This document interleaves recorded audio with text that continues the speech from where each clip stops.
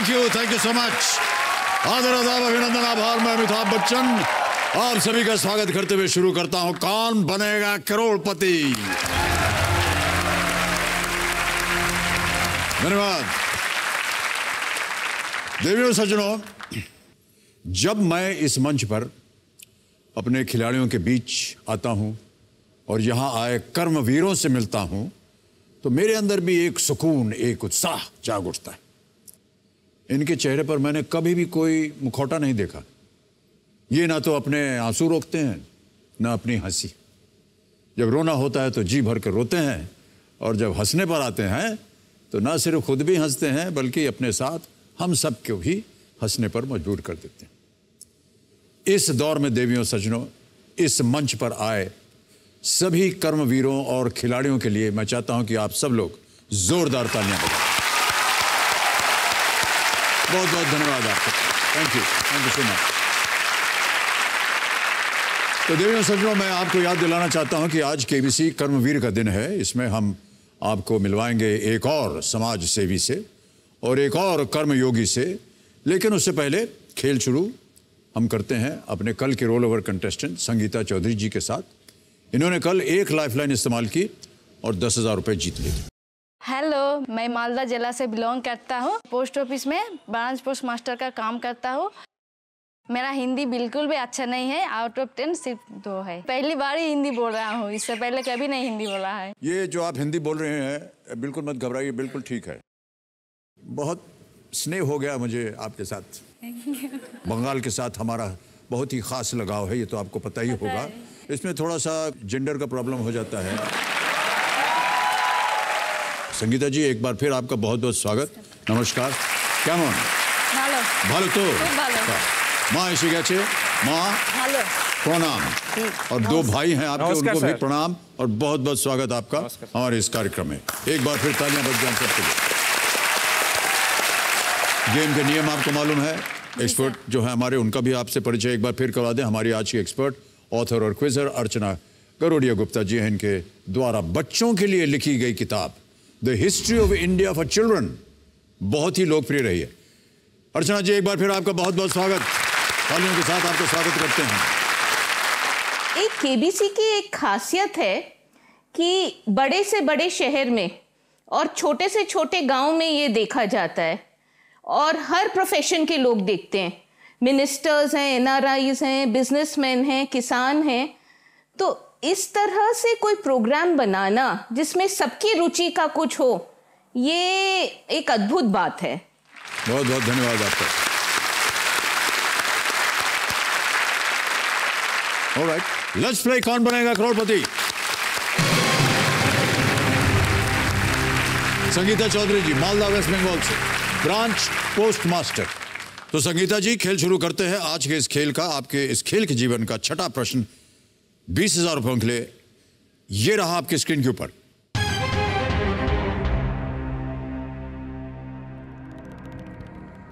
कुछ दिनों तक हवा के संपर्क में रहने पर इनमें से क्या गायब हो जाता है? Which of these disappears when it comes into contact with air for a few days? A. Vanilla, B. Asafoetida, C. Jaggery या D. Camphor? वनीला, हींग, गुड़ या कपूर? वनीला का बांग्ला मतलब क्या होता है? बांग्ला? ये कार्यक्रम हिंदी में है, बांग्ला तो हमको आता नहीं देवी जी। हैं? वनीला आइसक्रीम जैसे होती है वो।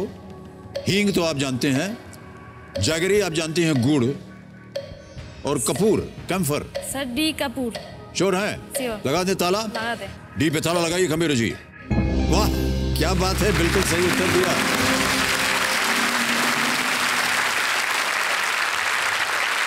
ओके, बिल्कुल सही जवाब हो गया है। आगे बढ़ते हैं 7वें प्रश्न पर।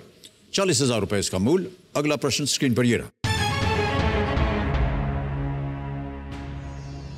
इनमें से कौन से नेता अपने पिता या माता के तुरंत बाद अपने देश के प्रधानमंत्री बने? Which of these leaders immediately succeeded their father or mother as Prime Minister of their country? A. Indira Gandhi, B. Rajiv Gandhi, C. Benazir Bhutto, D Sheikh जीना।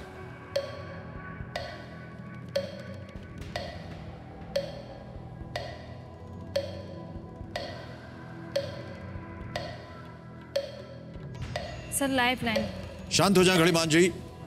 संगीता जी को इस प्रश्न का सही उत्तर नहीं मालूम, इन्हें सहायता चाहिए और लाइफलाइन मांग रही कौन सी?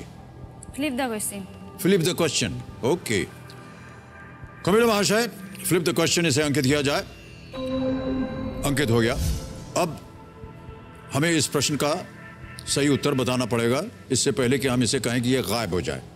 किसी एक को गेस कीजिए। सर सी बेनजीर भुट्टो। सी बेनजीर भुट्टो। तो लगाया जाए, यह गलत होता। सही उत्तर है राजीव गांधी।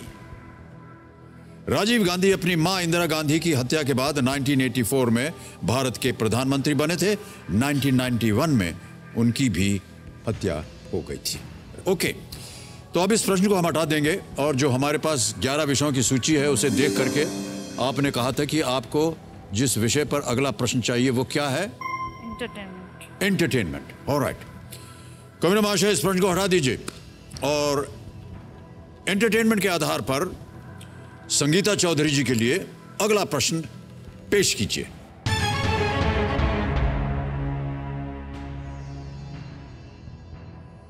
भारतीय शास्त्रीय संगीत के किस सुर के साथ संगीत निर्देशक R.D. बर्मन अपना निकनेम साझा करते थे?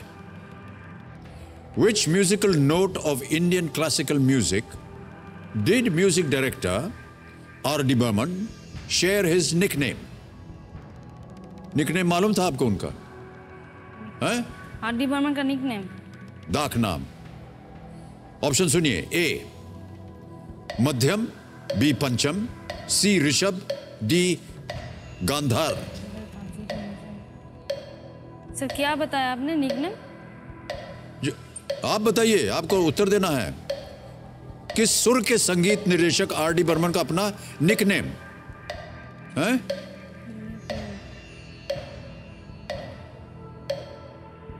डाट नाम की छिलो सर बी पंचम ना आमी की लॉक करी की कोरी लॉक।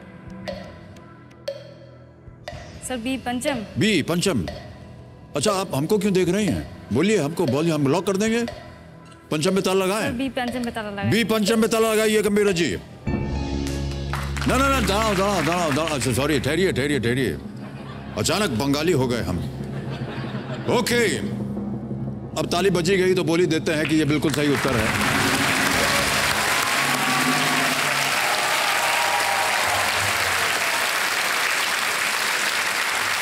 क्या जनता, आपने सारा मजा किरकिरा कर दिया। अब थोड़ा सा इनके साथ हम खेलते, इनको भी ले जाते उत्तम दक्षिण पश्चिम कहीं, फिर जाके बोलते कि हाँ सही उत्तर है, लेकिन कोई बात नहीं। चलिए, भारतीय संगीत के 7 स्वरों में से 5वां स्वर जो होता है वो है पंचम। R.D. बर्मन का निकनेम है। ओके, ये जो आपने नौकरी चुनी है संगीता जी, आपने क्यों चुनी? इसका नाम भी अजज सा है, पोस्ट मास्टर की नौकरी। सर मैंने नहीं चुनी थी, मिल गई इसलिए कर लिया। आपने नहीं चुनी? नहीं। मिल गई तो आपने कर कर लिया। लिया। पर कोई परिस्थिति होगी जिसकी वजह से आपने सोचा कि ये कर लेना चाहिए? सर फाइनेंशियल प्रॉब्लम था थोड़ा अच्छा, बहुत, इसलिए मैंने कर लिया। आप एक्चुअली किस तरह की नौकरी करना चाह रहे हैं? सर मैं टीचर बनना चाहता हूँ। आप टीचर बनना, शिक्षक बनना चाहती हैं। बहुत अच्छी बात कही आपने। और टीचर ही क्यों बनना चाहती हैं आप? सर आपकी मोहब्बत फिल्म है ना? हैं? आपकी मोहब्बत फिल्म, हाँ हाँ, उसमें से अच्छा लगता है सर, आप एक टीचर हो इसलिए।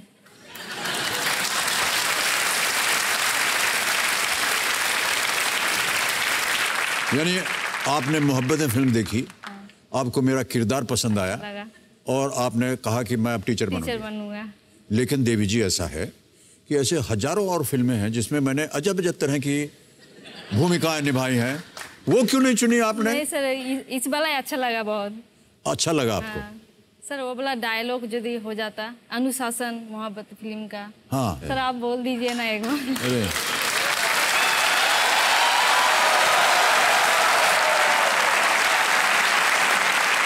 परंपरा, प्रतिष्ठा, अनुशासन, ये इस गुरुकुल के 3 स्तंभ हैं। ये वो आदर्श हैं जिनसे हम आपका आने वाला कल बनाते हैं।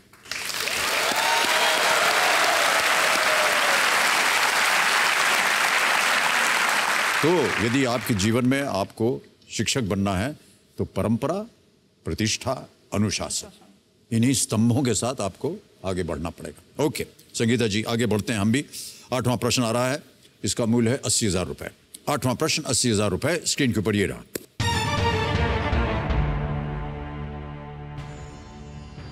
सफेद बाघ, बाघ की किस उप प्रजाति की दूसरे रंग की किस्म है? The white tiger is a color variant of which subspecies of tiger? A. Sumatran tiger, B. Bengal tiger, C. Indo-Chinese tiger या D. Siberian tiger?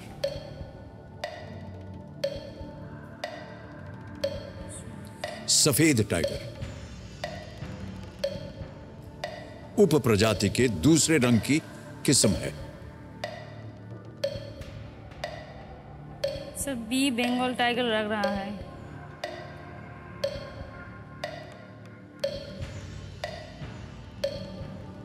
Sir life line. शांत हो जाए गणिमान जी, एक और लाइफ लाइन लेंगे संगीता जी। अब आपके पास 2 बची हुई हैं। 50-50 ask the expert.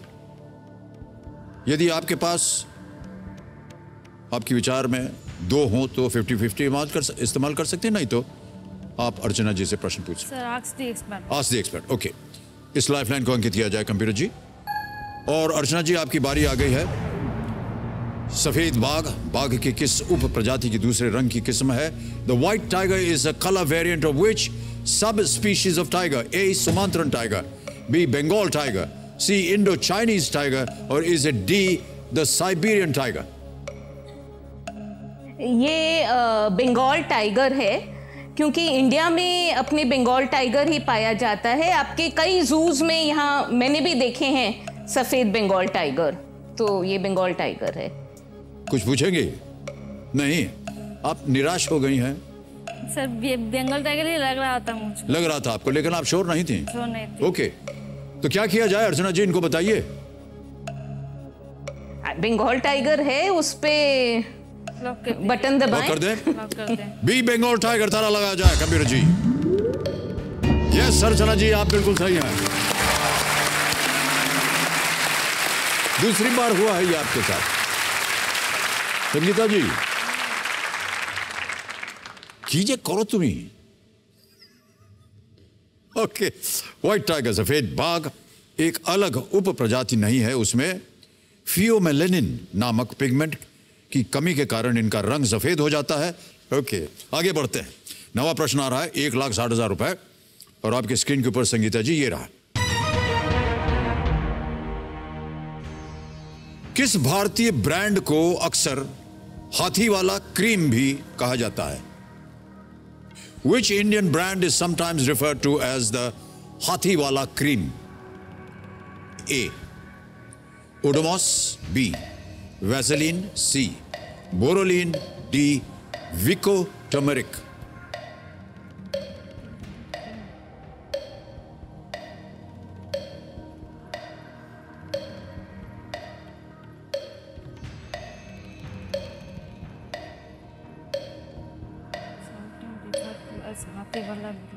Sir B Vaseline लग रहा है। बी वैसेलिन लग रहा है। जी सर। लाइफलाइन है आपके पास, कोई अनुमान हो? लग रहा है पे चाल नहीं चलेगा, नहीं काम संगीता जी। सर थोड़ा हिंट मिल जाता तो।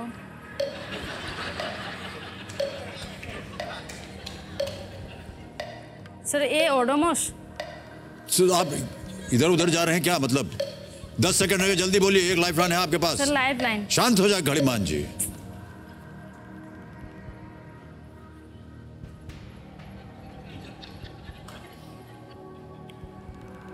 अच्छा जमीता जी, देखिए, इससे पहले कि हम उसको अंकित करें, कैसे आपने सोच लिया कि हम आपको हिंट देंगे?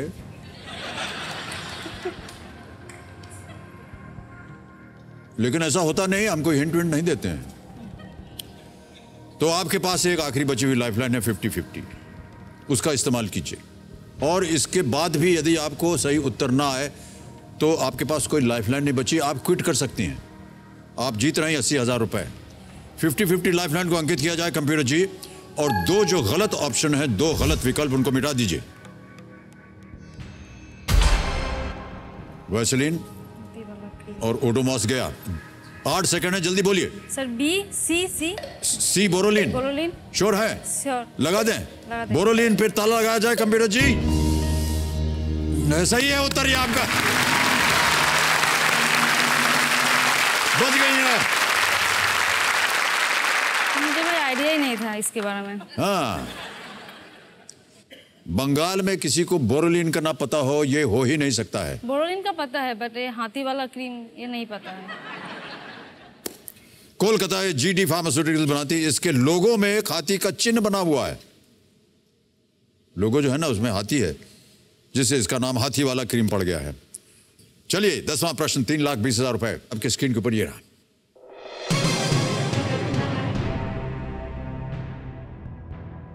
इनमें से कौन से लोकसभा सांसद एक पूर्व इन्वेस्टमेंट बैंकर हैं?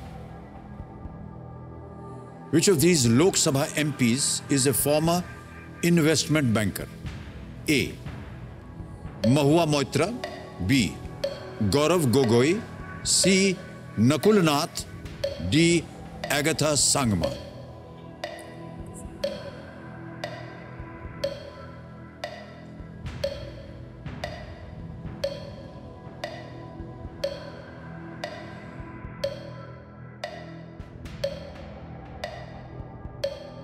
महुआ मोइत्रो।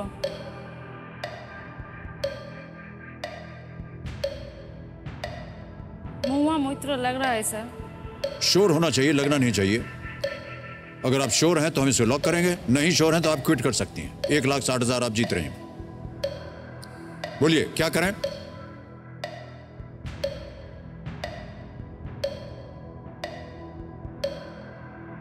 आठ सेकंड रहेंगे, बोलिए जल्दी। सर लगा दे। लगा दीजिए महुआ मोइत्रा पे ताला। लग गया, बिल्कुल सही उत्तर। ये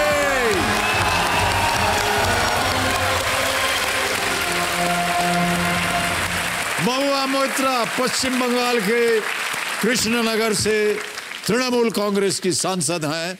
वे न्यूयॉर्क और लंदन में जेपी मॉर्गन चेस के लिए इन्वेस्टमेंट बैंकर के रूप में कार्यरत थी।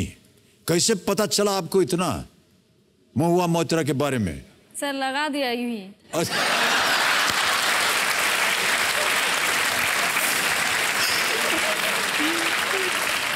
3,20,000 रुपए जीत गए हैं। चेक आ रहा है इनके नाम बच्चा है।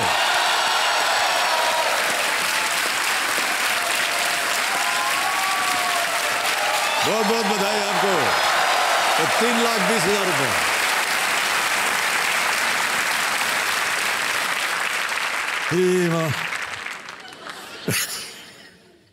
लगा दिया यूं ही, बस हो गया। संगीता जी बधाई आपको, 3,20,000 रुपए आप जीत गए।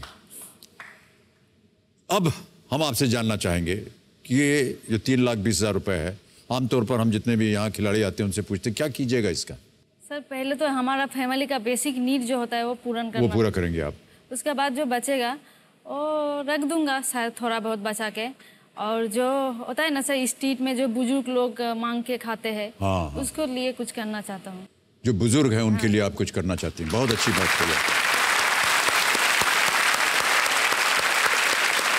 संगीता जी एक व्यक्तिगत प्रश्न पूछूंगा, पर्सनल। जी सर।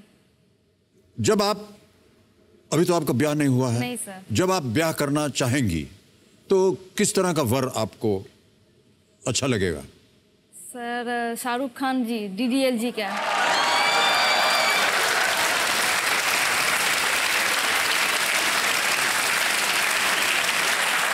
अच्छा सुनिए, तो केवल शाहरुख खान नहीं है, DDLJ वाला शाहरुख खान चाहिए इनको। अच्छी लगी आपको फिल्म? बहुत अच्छी। और क्या अच्छा लगा आपको शाहरुख खान के बारे में उस फिल्म में? सर वो बहुत ही शरारती थे, इसलिए बहुत ही अच्छा लगा। और जिस तरह काजल मैम से प्यार करते हैं, हाँ। वो भी अच्छा लगा। अच्छा। और सर मेरे मम्मी का शाहरुख खान फेवरेट है। फेवरेट है? हाँ, मेरा मम्मी का नाम गौरी है, इसलिए वो कहते हैं कि मैं शाहरुख की पत्नी हूँ।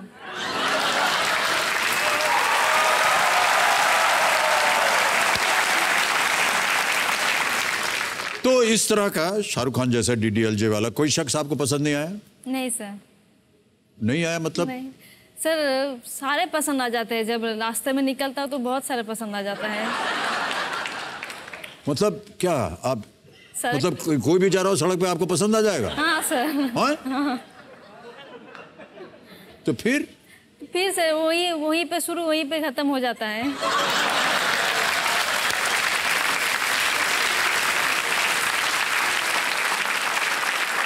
विचित्र महिला हैं आप, और भगवान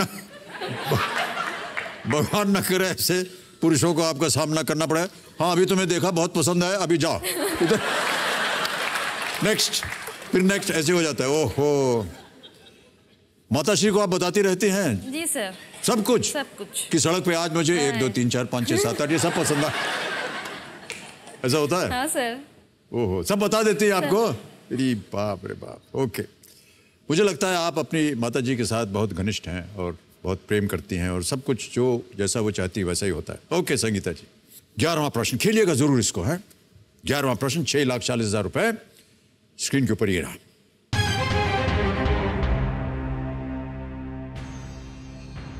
भारत इनमें से किस फल का विश्व में सबसे बड़ा उत्पादक है? On which of these fruits is India the world's largest producer? Option सुनिए, A Apple, B cherry, C banana, D guava.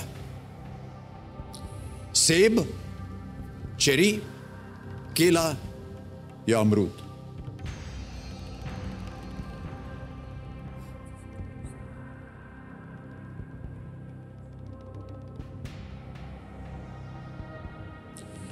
समय समय आपके पास, सोच लीजिए इत्मीनान से, लेकिन खेलिएगा जरूर।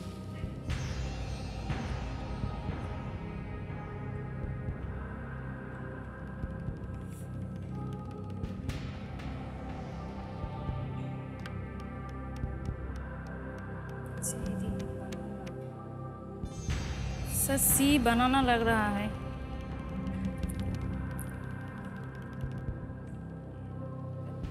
तो आपका अनुमान क्या है? सर बनाना लग रहा है, बनाना और अमरूद।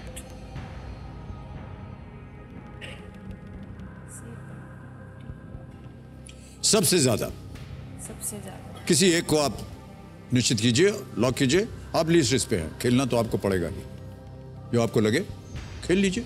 सर सी बनाना। सी बनाना फाइनल उत्तर है ये आपका? कमेरी जी, सी बनाना पे ताला लगाया जाए, देखें ये सही होता है या नहीं। कैसे अनुमान लगाया आपने? सर ऐसे ही, बनाना ज्यादा होता है इसलिए। वो दो ही, बनाना का भी पेड़ है हमारा घर पे और गुआवा का भी पेड़ है हमारा घर पे।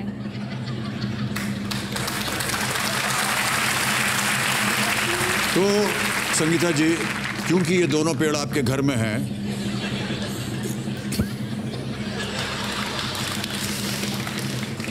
इसलिए विश्व में सबसे बड़े उत्पादक होंगे। ऐसे कैसे हो गया ये? सर लग रहा है, क्या करूं। अच्छा, ये भी आपने यूं ही खेल दिया है? ये सर दोनों में कंफ्यूजन था, इसलिए एक बनाना को चुन लिया। बनाना ज्यादा 6,40,000 जीत गए आप। सही उत्तर आपने दिया है।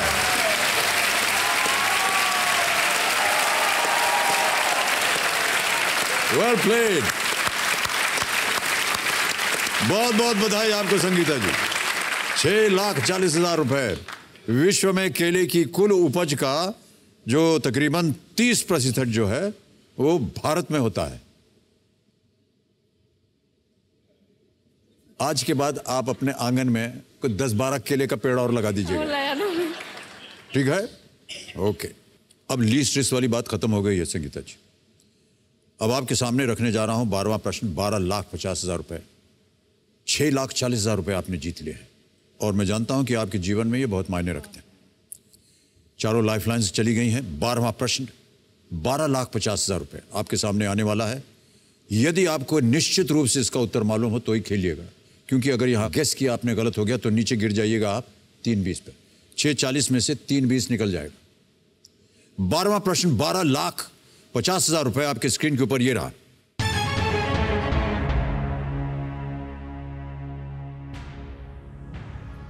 हिंदू पौराणिक कथाओं में ऋषि वशिष्ठ किस वंश के गुरु थे? In Hindu mythology, Rishi Vashishtha was a preceptor of which clan? Option सुनिए। A Ikshvaku, B Paurava, C Kuru, D Nishad. Ikshvaku,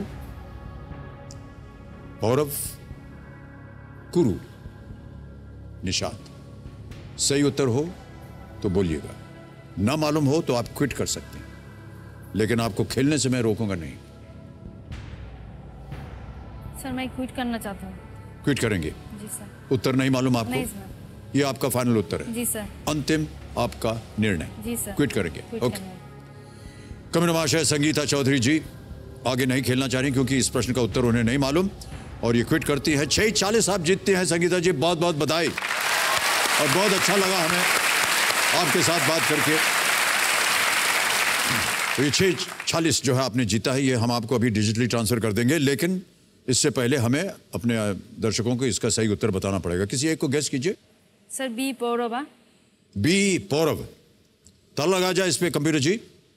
ये गलत होता, सही उत्तर है इक्ष्वाकु। इक्ष्वाकु, इक्ष्वाकु राम और दशरथ के पूर्वज थे, जिनके नाम पर इस वंश का नाम पड़ा। वशिष्ठ इस वंश के गुरु थे। एक बार फिर तालियों के साथ हम आपका अभिनंदन करते हैं और डिजिटली ट्रांसफर 640 1 2 3 4 ठीक है, कंफर्म किया। एक गया सीधे आपके अकाउंट में। बहुत बहुत बधाई। अब संगीता जी मैं चाहूंगा कि आपके भाई आए और हमारे लिए एक फोटो खींच दे।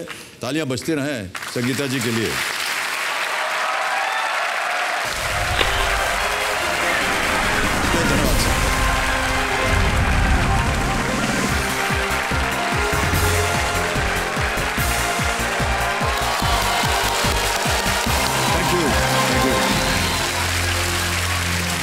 Thank you. देवियों सज्जनों, हमारी फिल्मों में अक्सर देखा जाता है कि एक हीरो होता है और एक विलन। दोनों अपनी अपनी दुनिया में एक दूसरे से अनजान होते हैं और अपनी जिंदगी में मस्त। सब कुछ ठीक चल रहा होता है और फिर अचानक एक दिन दोनों की राहें जो हैं वो टकरा जाती है। आमना सामना होता है। हीरो की हंसती खेलती जिंदगी को तबाह करना विलन का मिशन बन जाता है और विलन के उस प्लान पर पानी फेरना हीरो का मिशन। ऐसे ही एक हीरो रुद्र की कहानी मैं आपको आज दिखाना चाहता हूं। रुद्र अपने माता पिता का लाडला बेटा है और अपनी शैतानियों से हमेशा वो दूसरों के चेहरों पर मुस्कान लाता रहता है। अचानक एक दिन रुद्र की जिंदगी में एक विलन की एंट्री होती है और खुशियों से भरी उसकी जिंदगी एक पल में आंसुओं में बदल जाती है। उस विलन ने रुद्र को अपना शहर छोड़कर मुंबई आने पर मजबूर कर दिया। देवियों सज्जनों, आज रुद्र अपनी जिंदगी के उस खलनायक के साथ यहां मुंबई में लड़ रहा है। हंसते हंसते लड़ रहा है। हमारे बच्चे का नाम रुद्र गोयल है। हम उसका ब्लड कैंसर का इलाज कराने छत्तीसगढ़ से यहाँ आए हैं।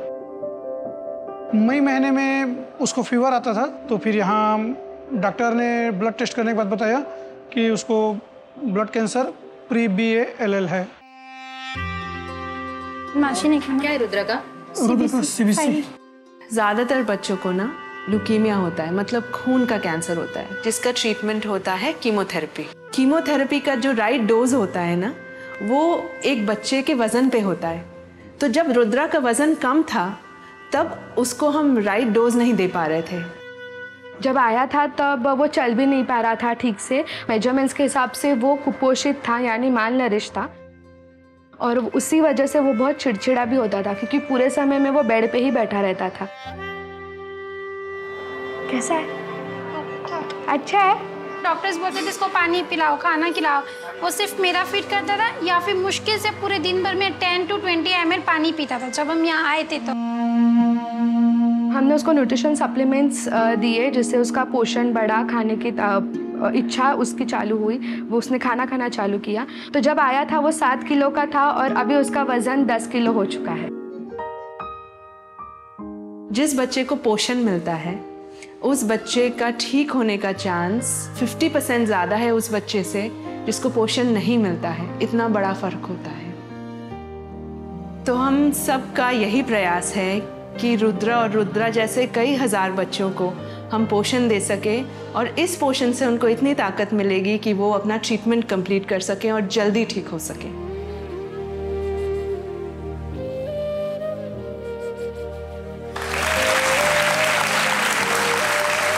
देखिए सज्जनों, इस 2.5 साल के बच्चे रुद्र की तरह ही कई और बच्चे भी कैंसर नाम के इस खतरनाक विलन से हमारे देश में हर पल ये लड़ रहे हैं।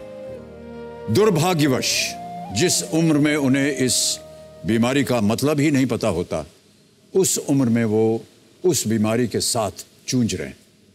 इलाज के लिए उन बच्चों को इनका परिवार दूर दराज गांव से शहर लेकर आता है और दर दर भटकता रहता है। न रहने की कोई जगह होती है, न खाने के लिए पैसे। अपने बच्चों को क्या दें, ये कहाँ से लाएं उसके लिए वो सब आहार और दवाएं जो इस वक्त उसके लिए सबसे ज़्यादा ज़रूरी होती है। हमारी आज की कर्मवीर पूर्णोता दत्ता बहल जी अपनी संस्था कर्ल्स फाउंडेशन के जरिए पिछले 6 सालों से करीब 35,000 कुपोषित, मूल सुविधाओं से वंचित, अंडर प्रिविलेज बच्चों को कैंसर जैसी गंभीर बीमारी से जरूरी आहार देकर निशुल्क हर बच्चे को उसका बचपन वापस लौटा रही हैं।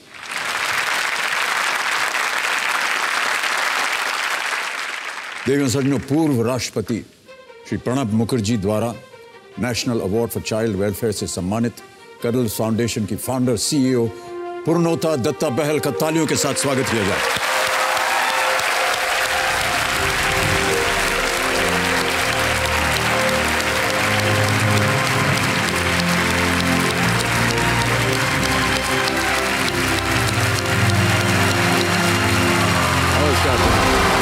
Thank you so much for being with us.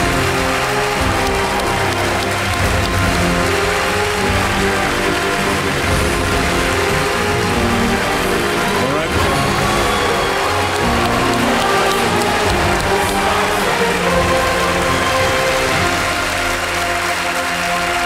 बहुत स्वागत आपका पूर्णोता जी, थैंक यू सो मच।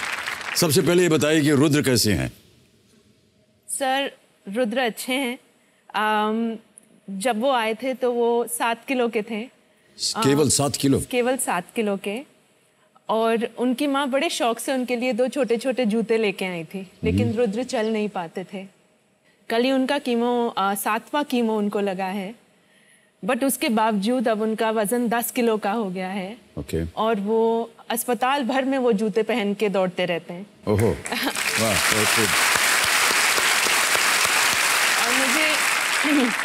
और मुझे कल ही उसका एक वीडियो मिला जिसमें वो कीमो जैसे ही उसका खत्म हुआ उतर के डांस कर रहा था। ओह, हाउ नाइस।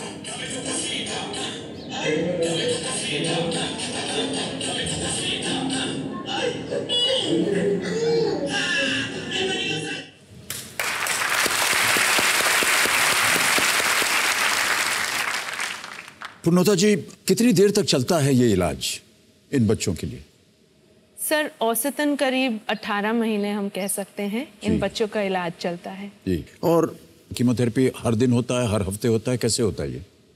सर एक बार जब बच्चा अस्पताल पहुंचता है और उसकी जांच हो जाती है और जब हमें पता चल जाता है उसको किस तरीके का कैंसर है, ज़्यादातर बच्चों को 70% बच्चों को लुकीमिया होता है यानी खून का कैंसर। जी, ब्लड का कैंसर जी। जिसका ट्रीटमेंट है कीमोथेरेपी। वो हर 21 दिन पे लगता है सर, और ये तब तक चलता है जब तक नहीं उसका कैंसर ठीक हो जाता है। तो बच्चा महीने में एक बार अस्पताल आता है कीमोथेरेपी लगवाने। ओके, तो पूर्णोता जी, हमारे देश में क्या स्थिति है इन बच्चों की, ऐसे बच्चों की जिन्हें कैंसर हो जाता है? सर, हमारे देश में हम ये अनुमान लगाते हैं कि करीब हर साल 60,000 बच्चों को कैंसर होता है। 60,000 बच्चों को कैंसर होता है। बट इन 60,000 बच्चों में करीब 10 से 12,000 बच्चे ही अस्पताल तक पहुंच पाते हैं। बाकी उन बच्चों का क्या होता है किसी को नहीं पता है। इन 10 से 12,000 बच्चों में भी सर 6 साल पहले की बात आपको बताती हूँ, हम करीब 50% बच्चे खो रहे थे क्योंकि वो कुपोषित या मैलनरिश थे। जी जी। तो जैसे ही आप एक कुपोषित बच्चे को कीमोथेरेपी देना शुरू करते हैं, उनको इतने भयानक साइड इफ़ेक्ट्स होते हैं, जैसे अकड़ी आती है, मुंह में छाले पड़ जाते हैं। हम कई बच्चों को खो भी चुके हैं साइड इफ़ेक्ट्स की वजह से। तो 50% बच्चे सर जंग शुरू होने से पहले ही हार जाते थे जी। और हमारे देश में बहुत काम चल रहा है, गवर्नमेंट अस्पताल बहुत तरक्की कर रहे हैं। अब अवेयरनेस भी आ गई है सर कि कैंसर क्योरेबल है। पूर्णोता जी, मैं जानना चाहता हूं कि ये जो आपने पोषण की बात की, न्यूट्रिशन की बात की, तो कितना आवश्यक होता है ये पोषण एक कैंसर पीड़ित बच्चे को उसे कैंसर से मुक्त करने के लिए? सर, पोषण बहुत बहुत बहुत आवश्यक होता है। अगर मैं एक साधारण सा आपको एग्जाम्पल दूँ उसी जंग की, जी, जब कोई सोल्जर सोचिए जंग लड़ने जाता है, उसके पास कितने ही क्यों ना आधुनिक हथियार हों, अगर वो हथियार उठा ही नहीं पाएगा, क्या बात है, तो उस हथियार का कोई यूज नहीं है। इसी तरह पोषण एक बच्चे को उसका हथियार यानी कीमोथेरेपी लेने की शक्ति देता है। अगर बच्चे में पोषण होता है तो वो कीमोथेरेपी सह के अच्छा हो सकता है। जी। इसीलिए पोषण बहुत ही जरूरी है। जी। तो पूर्णोता जी, ये मैं जानना चाहूंगा, आपका ये जो कर्ल्स फाउंडेशन है, ये क्या है और क्या काम करता है? अच्छा, एक बात बता दूं, बहुत सुंदर नाम चुना है आपने। हर बच्चे को आप लोग ऐसे कर्ल करना चाहते हैं। जी सर, कर्ल्स फाउंडेशन दुनिया का एकमात्र फाउंडेशन है जो कैंसर से पीड़ित बच्चों को पोषण या न्यूट्रिशन देता है। जी। अगर आप हमारा काम देखें तो उसको 3 मूल हिस्सों में बांट सकते हैं। पहला है सर कि हम अस्पतालों से जब जुड़ित होते हैं, हम गवर्नमेंट हॉस्पिटल्स या चैरिटी हॉस्पिटल्स के साथ ही काम करते हैं। जब हम जुड़ित होते हैं तो सबसे पहले वहाँ हम एक ट्रेन न्यूट्रिशनिस्ट या पोषण विशेषज्ञ को रखते हैं। उनको हम ट्रेनिंग देते हैं कि वो आप अपनी तरफ से रखते हैं या वो अस्पताल में पहले से ही रहता है? नहीं सर, हम अपनी तरफ से रखते हैं क्योंकि गवर्नमेंट अस्पतालों में आपको पता है कि फंड्स की कमी होती है और ये एक बहुत ही स्पेशलाइज्ड फील्ड है सर। तो उनको ट्रेन करके हम अस्पताल में प्लेस करते हैं, लेकिन वो इस तरीके से काम करते हैं जैसे वो अस्पताल का हिस्सा बन गए। जी। तो उस अस्पताल के दरवाजे से जो कोई भी बच्चा जाता है, जैसे हम आज टाटा मेमोरियल का उदाहरण ले लें, हर बच्चा जो टाटा मेमोरियल अस्पताल में आता है वो पहले डॉक्टर के पास अपनी फाइल बनवा के डॉक्टर बताते हैं उसको किस टाइप का कैंसर है, फिर वो हमारी न्यूट्रिशनिस्ट के पास आता है और वो उस बच्चे का कुपोषण का जांच करके उनके लिए एक स्पेशल प्लान देती है सर। ये पहला हिस्सा है। दूसरा हिस्सा हमारा जो है सर वो एड है। एड मतलब हम पोषण में मदद करते हैं। जैसे हमारा एक बहुत खूबसूरत प्रोग्राम है जिसको कहते हैं ration program sir. Ration program के तहत हम हर उस फैमिली को जो गरीब हैं, जो खाने पीने का साधन नहीं जुटा सकते हैं, उनको हम 1 महीने का राशन देते हैं। और ये प्रोग्राम कुछ ऐसे लॉन्च हुआ सर कि हमने पाया कि जब माँ बाप को पता चलता है गांव में कि किसी कस्बे में कि उनके बच्चे को कैंसर है, तो उनके पास जो कुछ होता है ना वो बेच के हाथ में थोड़े से पैसे लेके शहर में आते हैं। अब कैंसर की ट्रीटमेंट एटलीस्ट 18 महीने चलती है और 2-3 महीनों में उनके पैसे ख़त्म हो जाते हैं। तो हमने पाया कि बहुत सारे माँ बाप अपने बच्चों को या तो अस्पताल में ही छोड़ जाते हैं या अपने साथ लेके चले जाते हैं। अब सर सुनने में लगता है कैसे माँ बाप है, कैसा कठोर दिल है, लेकिन ऐसा नहीं है सर, क्योंकि ये माँ बाप इस तरह की दुविधा में रहते हैं कि अगर उनके और बच्चे हैं जो स्वस्थ हैं तो उनको ये डिसाइड करना पड़ता है कि हम अपने स्वस्थ बच्चों उनकी को देखभाल करें या इनकी कि इनकी। तो वो छोड़ के जाते हैं सर इस आशा में कि वो डॉक्टर जिसने बच्चे को हंसाया, वो नर्स जिसने उसका हाथ पकड़ा, कोई तो देख लेगा।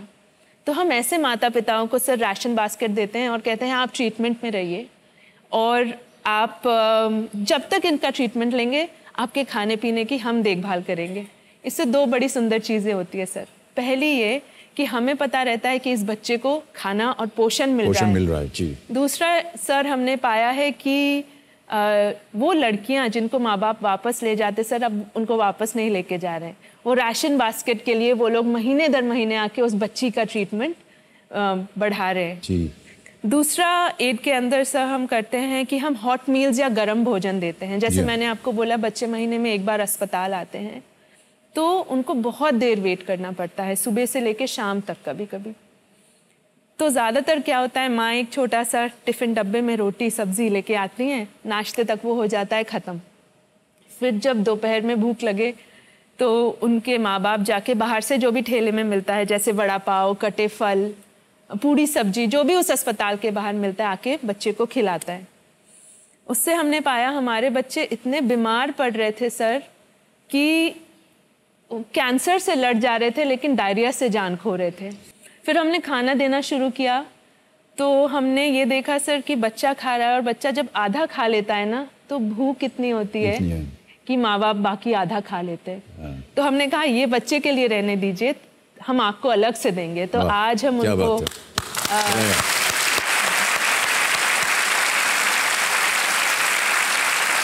आप जो काम कर रहे हैं और आपका जो फाउंडेशन काम करना है बहुत ही सराहनीय है। बहुत बहुत स्वागत आपका प्रोमोटर जी। देवियों सज्जनों, एक पिता के लिए ये बहुत ही कठिन अवसर होता है जब उसे पता चलता है कि उसके छोटे से लाडले बच्चे को कैंसर है।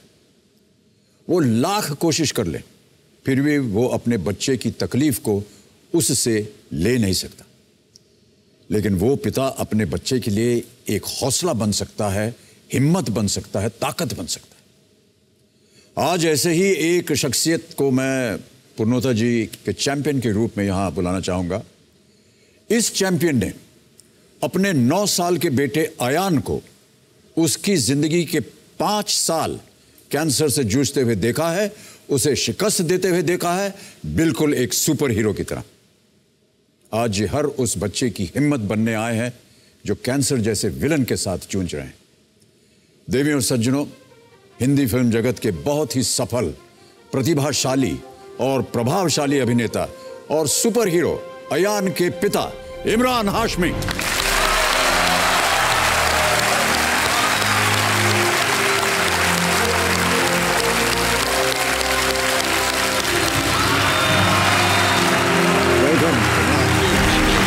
Big hand for Imran Hashmi.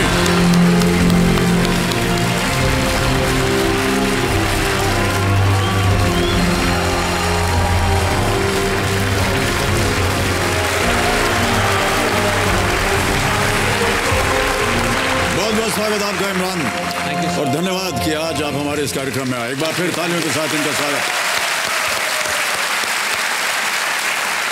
सबसे पहले इमरान ये बताइए कि अयान कैसे हैं? बहुत अच्छे हैं। अभी 9 साल के हो गए हैं, स्कूल जा रहे हैं, असेंट इंटरनेशनल स्कूल में जाते हैं। और आई थिंक एक 9 साल के बच्चे के लिए सैलेड्स खाना और जिस तरह का न्यूट्रिशनल प्लान हमने बनाया था 5 साल पहले, क्योंकि उनकी जो बीमारी हुई थी उसके बाद बहुत सारी फैमिली को कठिनाइयाँ हुई और बहुत सारी चीज़ें चेंज करनी पड़ी, लेकिन बहुत ही डिसिप्लिन लड़के हैं, बहुत ही रिस्पॉन्सिबल हैं। आई थिंक कम उम्र में उन्होंने बहुत कुछ सीख लिया है। That's wonderful. इमरान, आपको कैसे लगा कि आपको ये जो फाउंडेशन है पूर्णोता जी का, कर्टल्स फाउंडेशन जी, इसके लिए आपको एक सहयोगी के बन में आए? Why did you join this effort to help the Curtles foundation? मैं इनके काम को कई सालों से फॉलो कर रहा हूँ, क्योंकि ये हादसा मेरी फैमिली में 5 साल पहले हुआ था, फिर उसके बाद मेरी मदर को हुआ। और आई थिंक अगर यहाँ पर किसी शख्स के रिलेटिव्स कैंसर से लड़ रहे हैं या लड़ चुके हैं, एक बहुत बड़ा धक्का लगता है फैमिली को। और फिर रिसर्च करना आप शुरू करते हो कि क्या कर सकते हैं हम। पहले तो ऑब्वियसली मेन चीज़ होती है कीमोथेरेपी, दवाइयाँ, जो मेडिकल फ्रेटर्निटी जो चीज़ें प्रिस्क्राइब करती हैं। लेकिन फिर जब आप you dig a little deeper, आप समझने लगते हैं कि एक न्यूट्रिशन का इतना बड़ा हाथ है रिकवरी में। पोस्ट ऑपरेशन, पोस्ट कीमोथेरेपी जो रिकवरी होती है इम्यूनिटी बढ़ाने के लिए, बहुत सारे लोग जानते नहीं हैं। एज पेरेंट्स जब हमने कैंसर की बात सुनी तो obviously you know our whole world came upside down, came tumbling down. फिर आहिस्ता आहिस्ता ट्रीटमेंट के टाइम पर देखिए क्या होता है कि एक फियर सिंड्रोम रहता है पेरेंट्स और कैंसर पेशेंट्स में। जब दवाइयाँ पेशेंट ले रहा है, जब कीमोथेरेपी हो रहा है, तो आपको लग रहा है कि something is fighting the cancer in the body. लेकिन एक बहुत ही इंपॉर्टेंट फेज होता है रिमिशन का, और अयान के केस में 5 साल का रिमिशन का फेज था। 5 साल में क्या होता है, हर रिमिशन माने दोबारा आ सकता है, दोबारा आ सकता है। तो हर 3 महीने में हमें एक टेस्ट करना था, सोनोग्राफी, एक्सरे, और हम दुआ करते थे कि फिर से वो कैंसर नहीं आ जाए। तो psychologically it plays havoc with the patients, with the parents, with the family. फिर एज अ फादर मैंने बहुत सारा रिसर्च किया, इनके फाउंडेशन के बारे में भी पता किया, फिर न्यूट्रिशन के बारे में भी पता किया, और ये बात समझ में आ गई कि हमें अपनी खुद की बॉडीज को स्ट्रॉन्ग बनाना है, और वो न्यूट्रिशन के जरिए होगा। So that's what she does and that's commendable. बहुत बहुत धन्यवाद आपका इमरान। और इस बात की हमें बड़ी खुशी है कि Ayaan is you know doing really well, karate वगैरह सीख रहे हैं, हमें बड़ी खुशी हुई है सुन करके। ऑलराइट, तो जल्दी से आपको पूर्णोता जी और इमरान, जो खेल के नियम है शायद आपको पता हो, लेकिन हम आपको फिर से एक बार बता देते हैं। यहाँ पर देखिए एक बहुत बड़ा पहाड़ खड़ा हो जाता है 15 प्रश्नों का। 1000 रुपये से उसकी शुरुआत होती है, और बढ़ते बढ़ते बढ़ते ये जाता है 15वें प्रश्न पर, जिसका मूल्य है 1 करोड़ रुपए। वहाँ पहुँचने के लिए 2 पड़ाव पड़ते हैं, 5वें प्रश्न पर और 10वें प्रश्न पर। 5वें प्रश्न का जो है मूल्य वो होता है 10,000 रुपये, और 10वें प्रश्न का जो मूल्य है वो 3,20,000 रुपये। 10वें प्रश्न के बाद हमारा जो चोटी का जैकपॉट प्रश्न होता है 7 करोड़ रुपए का, वो खुल जाता है। तो 4 लाइफलाइंस हैं। पहली लाइफलाइन है ऑडियंस पोल। यहाँ की जनता बहुत ही शिक्षित, बहुत ही गुणी, और अच्छा तारीफ कर रहा हूँ, आप लोग ताली बजा लीजिए। इनसे आप अपने प्रश्न का उत्तर मांग सकते हैं। फिर है 50-50, यानी जो 4 ऑप्शंस हैं उनमें से 2 ऑप्शंस गायब हो जाएंगे। तीसरी लाइफलाइन है फ्लिप द क्वेश्चन। अगर आपको प्रश्न पसंद आए, you can always flip it, कि आज दूसरा प्रश्न आ जाएगा। चौथी लाइफलाइन है आस्क द एक्सपर्ट। हमारे यहाँ पर एक एक्सपर्ट है, उनसे आप प्रश्न पूछते हैं। मैं आपको बता दूं कि हमारी आज की जो एक्सपर्ट हैं देवेंद्र संजो, यूट्यूब में जिंदगी विद ऋचा की होस्ट हैं ऋचा अनिरुद्ध जी। ऋचा जी नमस्कार और बहुत बहुत स्वागत आपका हमारे इस कार्यक्रम में। सर, पूर्णोता जी से कुछ कहना चाहूंगी। जी अवश्य कहिए। पूर्णोता जी, मैं आपकी बातें सुन रही थी और कुछ पल के लिए बहुत भावुक हो गई, क्योंकि सच यही है, मैं भी एक माँ हूँ। कष्ट किसी का भी हम देखते हैं तो दुख होता है, लेकिन एक छोटे बच्चे का कष्ट देख पाना हम सबके लिए बहुत मुश्किल होता है, और ऐसे बच्चों और उनके परिवारों के कष्ट कम करने की आप कोशिश कर रही हैं, तो सलाम है आपको और आपकी पूरी टीम को।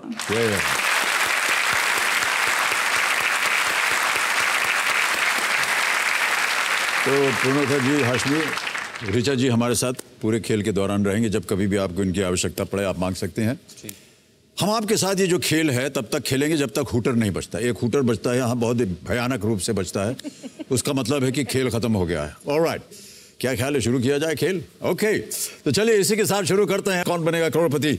Ladies and gentleman, let's play Kaun Banega Crorepati.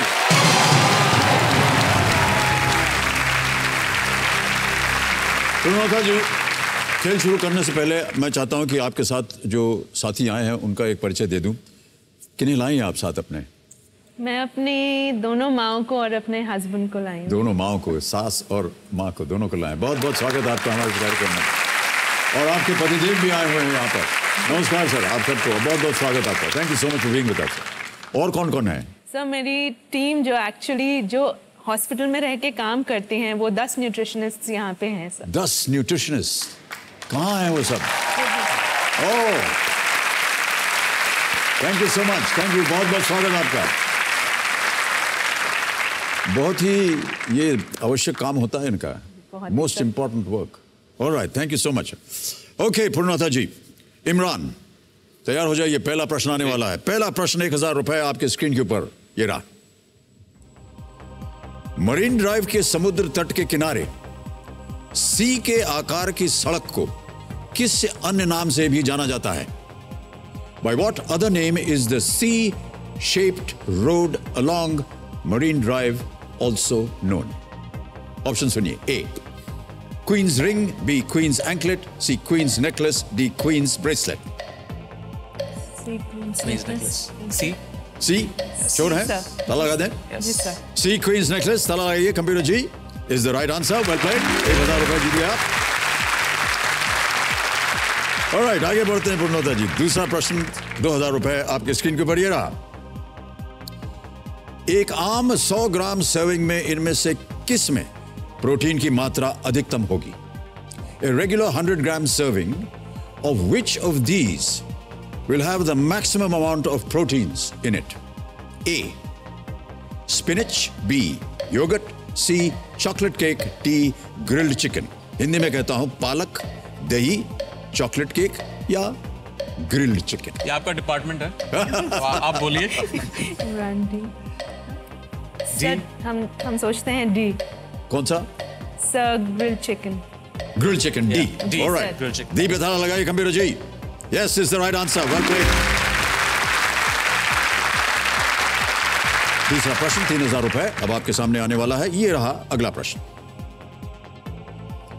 John Abraham की फिल्म डैश अकबर वॉल्टर के शीर्षक में शेक्सपियर के किस चरित्र का नाम भी है?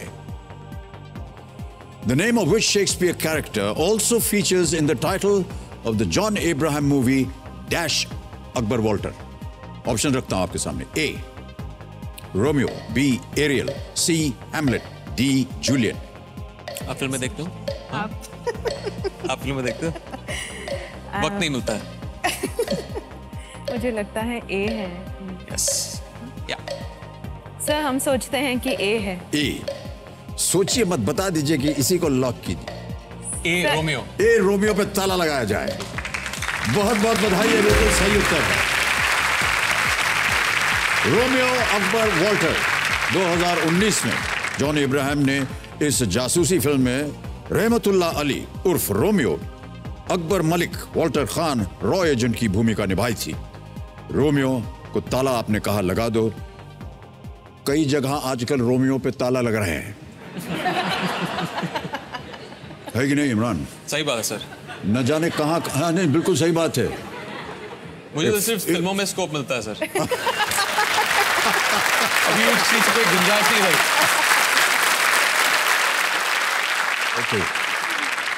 हमारे पास वर्णोता जी एक वीडियो है जी. जो हमें दिखाएगा कि आपका जो ये फाउंडेशन है ये क्या काम कर रहा है. Can we see the video please? Cuddles foundation की न्यूट्रिशनिस्ट हर उस बच्चे को देखती हैं जो उस अस्पताल के दरवाजे से अंदर आता है.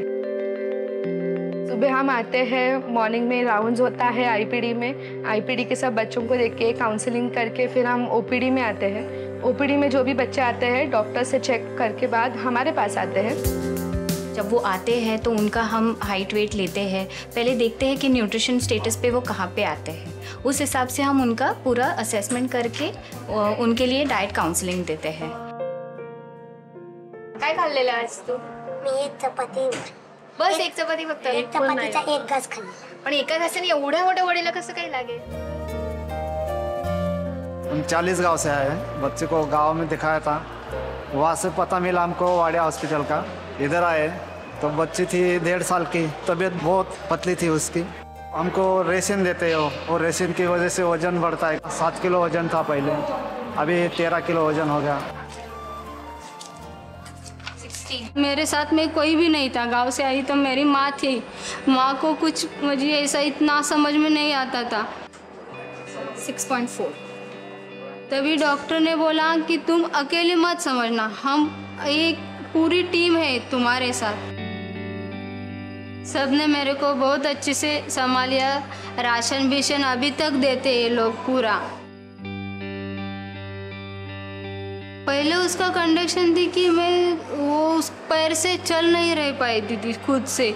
उसको उठा के लेके जाना पड़ता था. अभी वो खुद पैर पे चल रही है.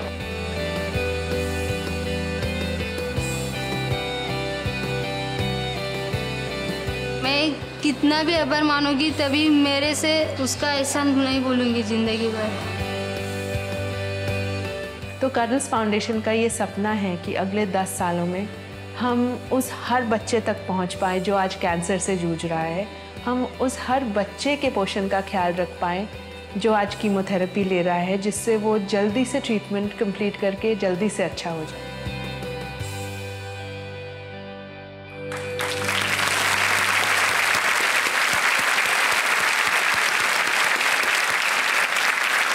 कितना नेक काम कर रहा है आपका फाउंडेशन विनोता जी।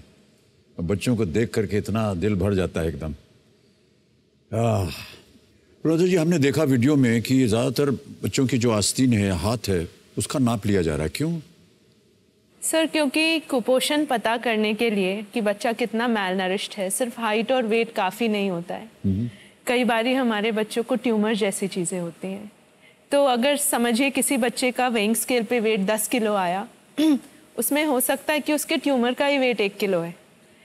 इसीलिए हम उसका हाथ भी नापते हैं, जिसको कुपोषण कैलकुलेशन में उसको भी फैक्टर इन किया जाता है। वहाँ का जो नाप है वो निर्धारित करता है कि सही वजन क्या है? नहीं या सर, किस तरह से वो बच्चा बढ़ रहा है आगे? सर, बच्चे का हाइट, वेट और हाथ का जो नाप है ना, जिसको हम मिड आर्म सर्कमफ्रेंस बोलते हैं, इस तीनों के कॉम्बिनेशन से हम पता लगाते हैं कि बच्चा कितना नरिश्ड या मैल नरिश्ड है। Okay, alright. तो प्रत्येक बच्चे के लिए अलग अलग कार्यक्रम बनाना पड़ता है, अलग प्लान बनाना पड़ता है, उन्हें कस्टमाइज करना पड़ता है? जी, हर बच्चे का कैंसर डिफरेंट होता है, हर बच्चे का कुपोषण का लेवल डिफरेंट होता है। उसको ध्यान में रखते हुए उस बच्चे का कस्टमाइज्ड हम प्लान बनाते हैं, जो उस बच्चे की ज़रूरत है उसको पूरा करते हैं। जी। दूसरा है कि हमें हमेशा याद रखना चाहिए, मैं माँ हूँ, मेरी 3 बच्चियाँ हैं, उनको बुखार भी होता है, उनको खाना खिलाना बहुत मुश्किल होता है। तो इन बच्चों को जिनको कीमोथेरेपी मिल रहा है, उनको कई बार ऐसे होता है कि किसी बच्चे को सोचिए घी की आवश्यकता है, बट वो स्मेल से घी नहीं खा पाते हैं। तो हमारी जो डाइटिशियन न्यूट्रिशनिस्ट हैं वो बताती हैं तरीके कि आप कैसे घी खिला सके खाने में छुपा के। या तो हमारे प्रांत के खाने अलग हैं, अलग अलग होते हैं जी। तो जैसे उदाहरण के तौर पे अगर जो बंगाल से बच्चे आते हैं वो कहते हैं हमें मछली खानी है, तो मछली, हमारी एक गलत धारणा है कि नॉनवेज गलत है, नॉनवेज जिनको कैंसर है उनको नहीं खिलाना चाहिए। प्रॉब्लम क्या है सर, हम कहाँ से खरीदते हैं, कितनी सफाई करते हैं, वो ज़्यादा ज़रूरी है। तो जैसे ईस्ट के बच्चों को हमारी न्यूट्रिशनिस्ट बताते हैं कि उनकी माँ को कि आप फिश ऐसे साफ करिए, ऐसे खिलाइए। तो इन किन्हीं तरीकों से हर बच्चे का अलग ध्यान रखते हैं। कैसे मनाया जाता है बच्चों को? बड़े जिद्दी होते हैं बच्चे, ये नहीं खाएंगे, वो नहीं खाएंगे, कैसे मनाते हैं फिर आप उनको? सर, हम बच्चे तो बच्चे हैं, बच्चों को खेल से मनाते हैं सर, कभी कहानियों से, कभी खेल से। तो एक बहुत प्यारी कहानी है जिसमें एक बच्ची थी अस्पताल में सर, 9 साल की थी, कुछ उसको डिप्रेशन भी हो गया था बीमारी की वजह से, क्योंकि बच्चे समझते हैं उनको क्या हो रहा है। जी। तो वो सर आंख नहीं मिलाती थी, हंसती नहीं थी। तो हमारी न्यूट्रिशनिस्ट जब उनकी माँ से पूछने गए इनको किस चीज़ से खुशी मिलती है, उनकी माँ ने कहा अभी तो पता नहीं, पहले जो टीवी पे जो डांस के प्रोग्राम आते थे ना, वो देख के बड़ा नाचती थी। तो हमारी न्यूट्रिशनिस्ट उस बच्ची के पास गई और उनसे कहती है मेरे पास एक बड़ा अच्छा डांस स्टेप है। पहला स्टेप है दीदी की तरफ देखो, मुस्कुराओ। दूसरा स्टेप है एक बाइट लो। तीसरा स्टेप है थोड़ा ट्विस्ट करो। चौथा स्टेप है थोड़ा बाइट लो। उस दिन तो कुछ नहीं हुआ सर। अगली महीने जब वो आई तो हमारी न्यूट्रिशनिस्ट ने पाया कि वो धीरे से देख रही है उसको, तो तभी वो भाग के गई उसके हाथ में जो भी था फ्रूट लेके, और उसने कहा चलो डांस करते हैं। तो ऐसे धीरे धीरे करके उस बच्ची ने खाना शुरू किया और आज वो ट्रीटमेंट पूरी करने वाली है। बहुत बहुत धन्यवाद। और हमारे जितने न्यूट्रिशनिस्ट, आपको खास तौर से हम धन्यवाद देते हैं कि न जाने कैसी कैसी तरकीबें आपने निकाली हैं कि बच्चों को खिलाने के लिए। सर एक्चुअली हमारे घर में एक बहुत ही अनोखी तरकीब है। हाँ, वही मैं पूछने वाला था, आपने अयान को कैसे? हमारे घर में अयान किसी की बात नहीं सुनता है, माँ बाप की बात नहीं सुनता है। तो जब कीमोथेरेपी से पहले भी, हाँ कोई नई बात नहीं है, लेकिन कीमोथेरेपी से पहले भी वो सिर्फ एक शख्स की बात सुनता था और वो एक सुपर हीरो है, बैटमैन जी। तो एक बैटमैन हमारे घर में एक फिगर है। जब भी हम चाहते थे कि अयान कुछ करे, खाना खाए, दूध पिए, जो भी, कहते थे कि बैटमैन ने गौथम सिटी से फ़ोन किया है और उसने कहा है तुम्हें खाना पड़ेगा, दूध पीना पड़ेगा। अभी जब कीमोथेरेपी की बात आई, he used to throw a fit in the hospital यानी चीज़ें फेंकता था कमरे में। तो हमने एक प्लान डिवाइस किया। मैंने अपनी वाइफ को कहा कि मेरा जो नंबर है उस पर नाम लिख दो बैटमैन का, और मेरी जो तस्वीर है उसे चेंज कर दो मेक इनटू बैटमैन। तो मैं बाहर जाया करता था, आईसीयू के बाहर मैं फ़ोन करता था। मैं बैटमैन की आवाज़ में कहता था कि Ayaan, you have to take the chemotherapy, you have to eat food, and only then you'll become okay and become strong and I'll unique idea. तो आज तक आयान को पता नहीं है बैटमैन कौन। जब ये प्रोग्राम देखेगा या मेरी किताब पढ़ेगा तो उसको पता चल जाएगा कि मैं बैटमैन था। वाह, लेकिन मेरे ख्याल से हर बच्चे के जो मन में एक धारणा होती है, उनके पिता जो हैं वो बैटमैन, सुपरमैन सब यही होते हैं। Well done Imran. Okay Purnoda ji, Imran, let's get on with the game. Okay, अब आ रहा है चौथा प्रश्न आपके इस खेल के जीवन में। चौथा प्रश्न, 5,000 रुपए स्क्रीन के ऊपर ये रहा। पौराणिक मान्यता के अनुसार सावित्री के पति का क्या नाम था? According to the Hindu scriptures, what was the name of Savitri's husband? A Anirvan, B Mulyavan, C Satyavan, D Dhairyavan. Sir C Satyavan. Satyavan sure है? लगा दे ताला? जी सर। सत्यवान सी पे ताला लगाई कंप्यूटर जी। बिल्कुल सही उत्तर दिया है आपने। 5,000 जीत लिया आपने। ओके, अब आ गया है खेल का पहला पड़ाव, 5वां प्रश्न, 10,000 रुपए। रेडी इमरान, पूर्णोदा जी, अगला प्रश्न ये रहा। अगर 10 मिनट में सुमन 1 किलोमीटर, सुजाता 1 मील, दीपिका 500 मीटर और अनीता ने 100 गज की दूरी तय की, तो इनमें से किसने सबसे ज्यादा दूरी तय की है? If in 10 minutes Suman covers a distance of 1 kilometer, Sujata 1 mile, Deepika 500 meters and Anita 100 yards, then who covered the maximum distance? सोच लिया? अब आपके सामने ऑप्शंस रखता हूं। A Anita, B Sujata, C Deepika, D Suman. या तुमको पता है सर, हम सोचते हैं sir Sujata, B Sujata. B Sujata sure? कर लिया कैलकुलेशन आपने? जी सर। ओके, ताला लगा दें? जी सर। बी सुजाता पे ताला लगा जाए कंप्यूटर जी। Is the right answer, well played.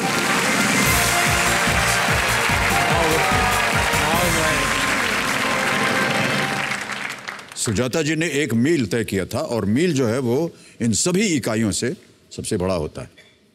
Okay Purnoda जी, एक हम फोन कॉल लगाना चाह रहे हैं, और देविया सज्जनों हमारे साथ इस वक्त वीडियो कॉल पर मौजूद हैं टाटा मेमोरियल हॉस्पिटल में पीडियाट्रिक ऑन्कोलॉजी के head of department doctor Girish. Doctor Girish, हम आपसे बात करना चाह रहे हैं। डॉक्टर गिरीश, बहुत बहुत स्वागत आपका हमारे इस कार्यक्रम में। Good evening sir. Thank you so much doctor Girish for being with us. Sir, ये सबसे आम तरह का कैंसर जो है वो बच्चों में क्या देखा जाता है?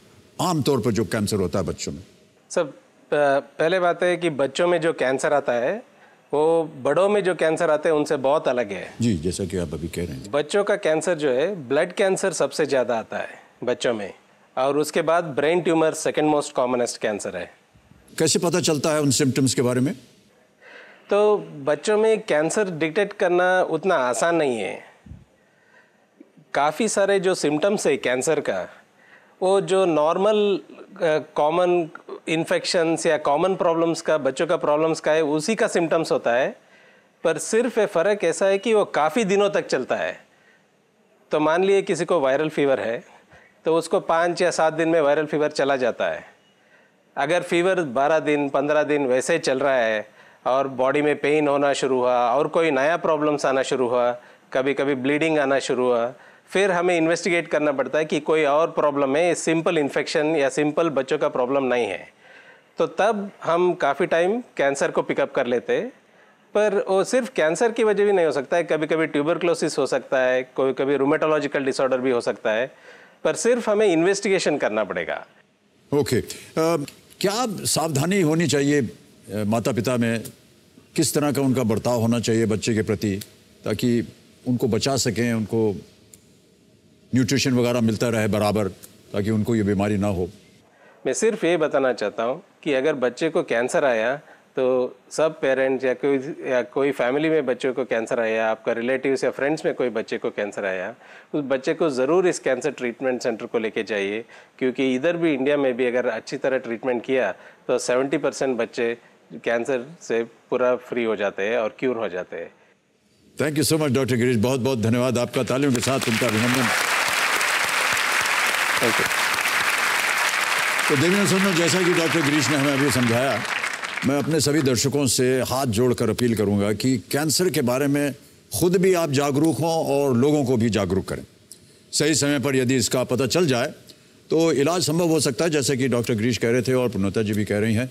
यदि आपको अपने में या अपने संतान में किसी भी तरह के सिम्टम्स दिखाई दें तो उसे नज़रअंदाज मत कीजिए और ना ही इसके बारे में बात करने से शर्माइए। कई बार ऐसा होता है इमरान, लोग थोड़े से समझाते हैं, अरे यार कैसे बताएं कि हमारे बेटे को कैंसर हो गया या बच्चे को कैंसर हो गया। देखिए, बच्चे जो हैं वो देश का भविष्य हैं और भविष्य बनाने के लिए उनका वर्तमान जो है वो सही होना चाहिए, यही हमारी जिम्मेदारी है। बहुत बहुत धन्यवाद। इमरान, एक थोड़ा सा पर्सनल व्यक्तिगत प्रश्न है, कैसे आपको पता चला कि अयान को कैंसर हो गया है? वेल बेसिकली पहले एक बैकड्रॉप दूंगा जिन लोगों को पता नहीं है। अयान को 5 साल पहले एक बहुत ही rare case of kidney cancer हुआ था जिसका नाम है Wilms tumour. Wilms tumour generally बच्चों को तब होता है 4 साल की उम्र के पहले के बच्चों को होता है, और अनफॉर्चुनेटली मेरे बेटे तभी 3 साल 10 महीने के थे। He was 2 months shy of his 4th birthday। Oh gosh। और डॉक्टर सिम्टम्स की बात कर रहे थे, इस केस में हमने कोई सिम्टम नहीं देखा। ये डरावनी बात थी। तो कोई अंडरलाइंग फीवर नहीं था, कोई डिस्कम्फर्ट नहीं था, और अगर डिस्कम्फर्ट होगा भी तो जनरली बच्चे इसके बाद बताते नहीं है, जिक्र नहीं करते हैं। तो जो सिम्टम था वो बहुत ही डरावना था, और just one fine day we realised कि कुछ प्रॉब्लम है। हम उसे पीडियाट्रिशियन के पास लेके गए, वहाँ टेस्ट शुरू हुए और उन्होंने एक बहुत बड़ा कैंसर डिटेक्ट किया अयान की लेफ्ट किडनी पर। कैंसर इतना बड़ा था, it was as big as an orange, kidney से भी बड़ा था। तो वहाँ हमारी ट्रीटमेंट शुरू हुई, 7 महीने की कीमोथेरेपी, और फिर हमें लगा कि द नाइटमेयर इज ओवर। लेकिन जैसे मैंने पहले कहा कि एक रिमिशन फेज भी होता है जहाँ पे चेकअप्स होते रहते हैं। बट आई थिंक हमारी फैमिली में वो एक तरह से एक फाइटिंग स्पिरिट था। अयान भी बहुत रेजिलिएंट बच्चा है, और जनरली बच्चे ऐसे होते हैं। एंड आई बिलीव सिर्फ इम्यूनिटी की बात नहीं होती है, एक साइकोलॉजिकल लेवल पर भी बच्चों के पास वो कॉन्सेप्ट नहीं होता है कैंसर का, that it is we bog ourselves down उन थियरीज के साथ। तो आई थिंक जल्दी रिकवर हो गया। जो कोलैटरल डैमेज होना था कीमोथेरेपी से वो 4-5 महीने के बाद ख़त्म हो गया। जो होता है कोलैटरल डैमेज, डाइजेस्टिव ट्रैक्ट का, बोन्स का, बाल गिर जाते हैं, but it all came back thanks to जो न्यूट्रिशन प्लान हमने फॉलो किया। और खुशी के साथ ये कह सकता हूँ कि अभी जनवरी में 2019 में bye doctors he was declared cancer free.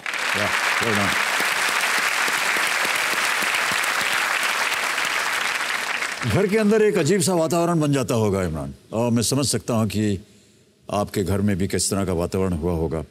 क्या आपने बताया अयान को कि उसे कैंसर है, या कैसे आपने उसे कहा कि ये बीमारी है? पहले जो अप्रोच हम इस्तेमाल कर रहे थे वो थोड़ा गलत था, क्योंकि वो दवाइयाँ नहीं ले रहा था। He was getting a little violent. चीज़ें फेंकता था हॉस्पिटल में, क्योंकि आप इंजेक्शंस दे रहे हैं और दर्द होता है। और तो हमने पहले 2-3 बार उससे झूठ बोला, क्योंकि हम उसे कनाडा लेके जा रहे थे। तो हमने झूठ बोला कि हम तुम्हें एक वेकेशन के लिए लेके जा रहे हैं, otherwise he wouldn't board the plane.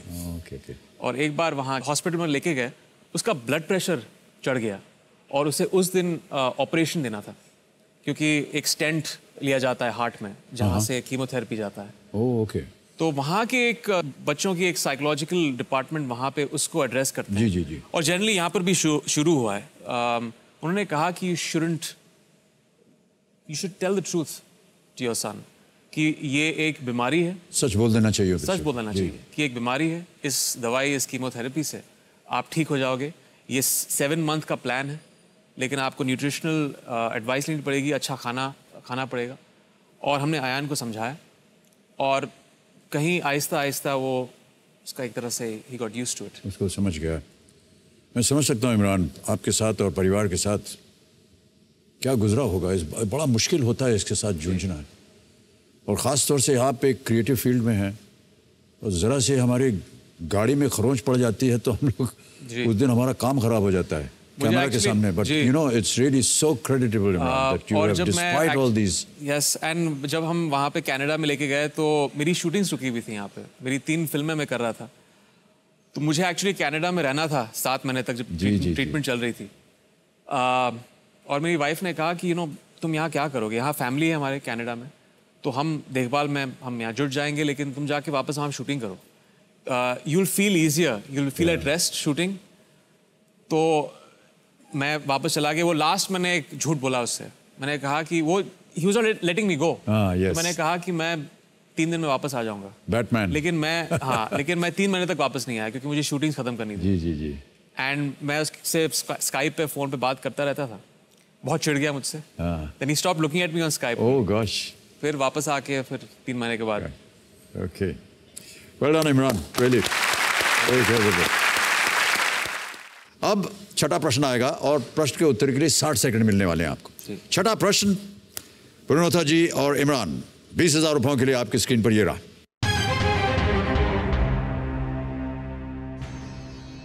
इनमें से कौन सा खेल टूर्नामेंट हर साल एक ही स्थान पर खेला जाता है?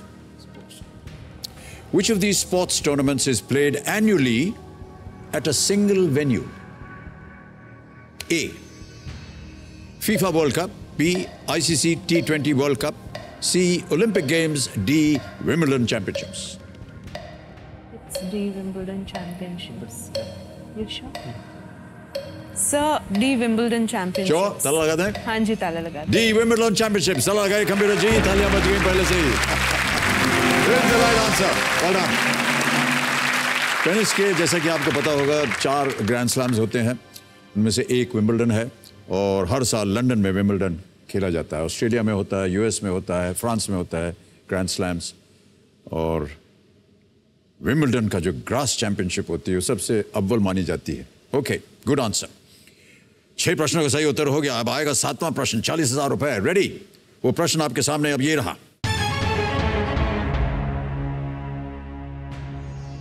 ये गाना मूल रूप से किस हिंदी फिल्म से है?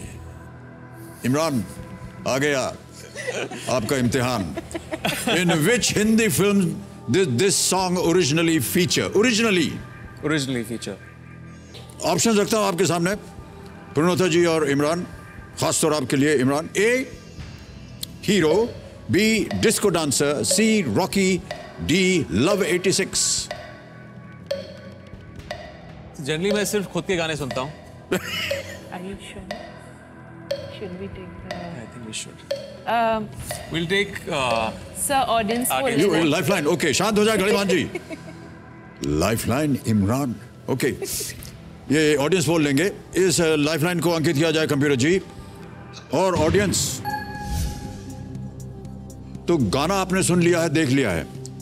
ये गाना मूल रूप से किस हिंदी फिल्म से है? A. Hero, B. Disco Dancer, C. Rocky, D. Love 86। 15 second मिलेंगे और वो शुरू होते हैं अब। This could be cautious.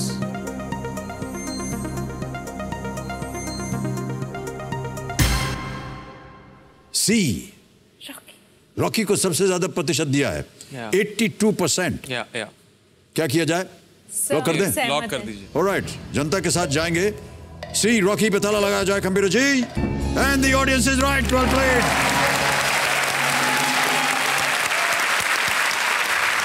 उनको थैंक यू बोल दीजिए। Thank you. एक्चुअली हमें एक्चुअली ये जो गाना है, आप देखें जरा, ये गाना ओरिजिनली नहीं, ये एक्चुअली मैंने कहा भी था कि but I didn't want to take a chance. नहीं, गुड, थोड़ा वेरी गुड। कंफ्यूज था मैं इसके साथ और डिस्को डांसर के साथ। जी। ठीक है। ये गाना ओरिजिनली फिल्म रॉकी से है जी। इसको कंपोज किया था R.D. बर्मन साहब ने, और इसका जो वर्जन है फिल्म आ देखें जरा में इस्तेमाल किया गया था, जिसमें नील नितिन मुकेश और बिपाशा बासु ने मुख्य भूमिकाएं निभाई थी। रॉकी संजय दत्त की डेब्यू फिल्म, पहली फिल्म थी। ओके, अब आगे बढ़ेंगे। अगला प्रश्न जो है दे सकता है आपको 80,000 रुपए, और यह है 8वां प्रश्न। रेडी पूर्णोथा जी? इमरान, 8वां प्रश्न स्क्रीन के ऊपर ये रहा।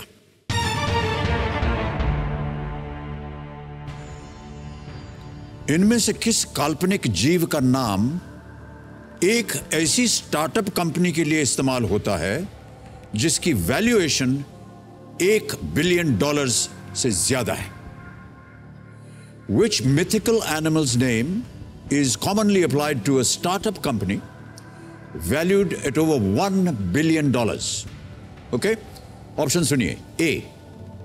Centaur. B. Pegasus. C. Phoenix. D. Unicorn. Unicorn? Yeah, unicorn. D unicorn sir. D unicorn? जी। श्योर? Yes. फाइनल उत्तर लॉक कर दें? जी सर। यूनिकॉर्न D था, लगा जाए। Yes, you're right. Well played. 80,000 रुपए जीत लिया आपने।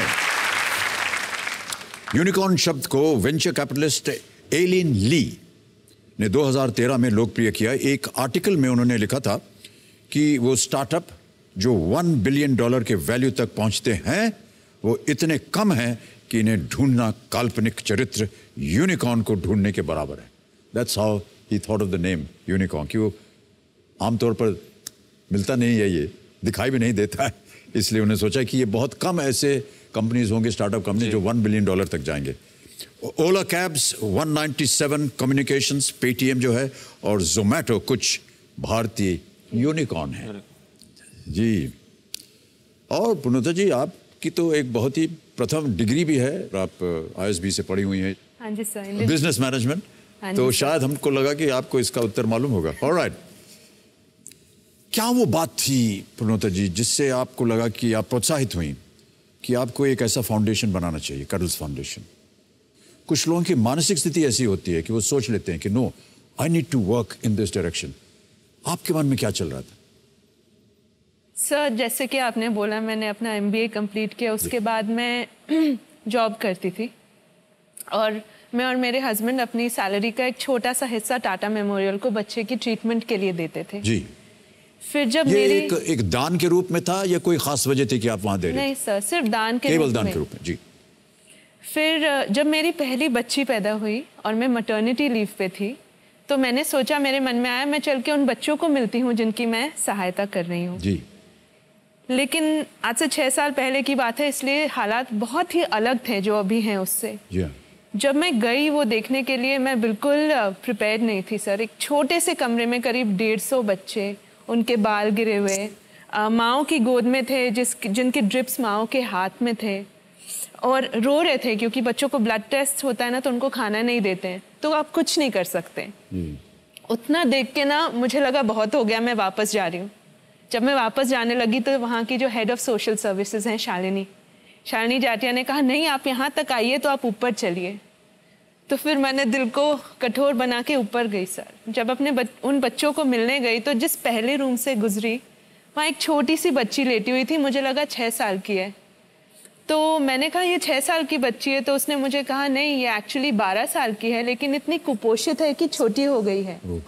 और उसके बगल में और एक छोटी बच्ची बैठी थी और शालिनी ने मुझे बताया कि इसके माँ बाप इसको छोड़ गए और ये जो छोटी बच्ची बैठी है ये इसकी बहन है। इसने कहा मैं नहीं जाऊंगी, मैं दीदी की देखभाल करूंगी।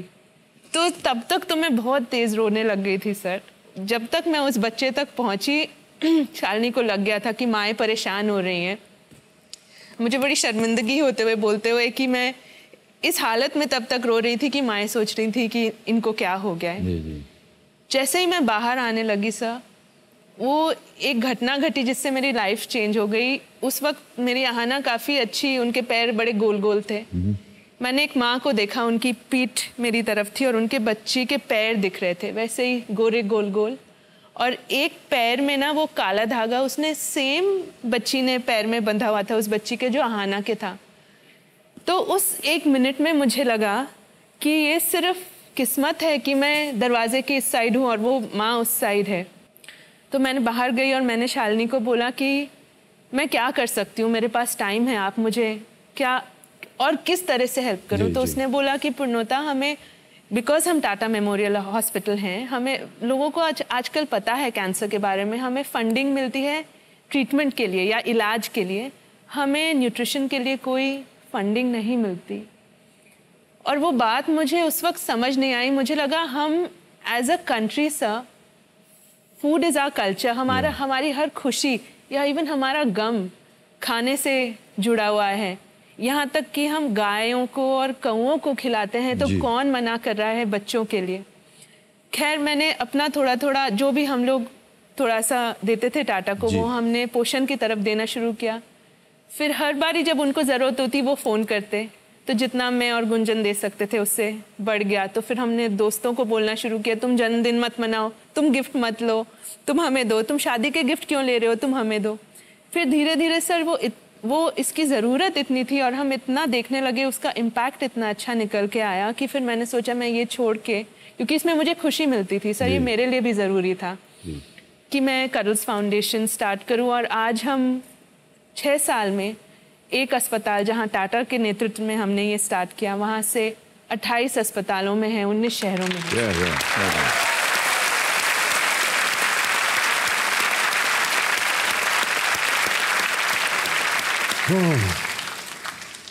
शायद हमारे पास एक नक्शा है, ये देखिए, इस नक्शे में कहाँ कहाँ पर करल्स फाउंडेशन जो है अपना योगदान दे रहा है। This very very creditable Parineeta जी।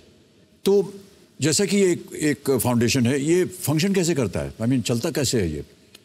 इसके लिए जाहिर है कि धनराशि वगैरह की ज़रूरत पड़ती होगी, तो क्या ये डोनेशंस चलते हैं, किस तरह से प्रयत्न होता है? बहुत सारी ऑर्गेनाइजेशंस बहुत इसको दिल से फॉलो करती हैं। तो करीब 70% ऑफ जो भी हमारे डोनेशंस आते हैं सर, वो CSR से आते हैं। जैसे टाटा ट्रस्ट हमारा काफ़ी बड़ा डोनर है, और बाकी 30% जो डोनेशंस आते हैं वो इंडिविजुअल्स, हम आप जैसे लोग हैं, वो मिलके कहते हैं कि हम ये करना चाहेंगे, और वो अपना योगदान, समय, धन सब देते हैं सर।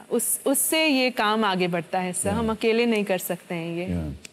हमारे जितने भी दर्शक हमारा कार्यक्रम देख रहे हैं, परिणीता जी की बात को आप सुनिए, और यदि आपके मन में कभी भी दान देने की इच्छा उठे तो आप अपना हाथ जो है इस ओर बढ़ाएं। बहुत बहुत धन्यवाद आपका।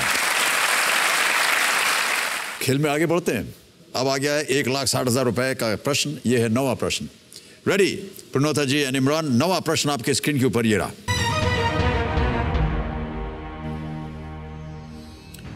क्लोज टू द बोन किस पूर्व मॉडल अभिनेत्री की 2019 में प्रकाशित आत्मकथा है?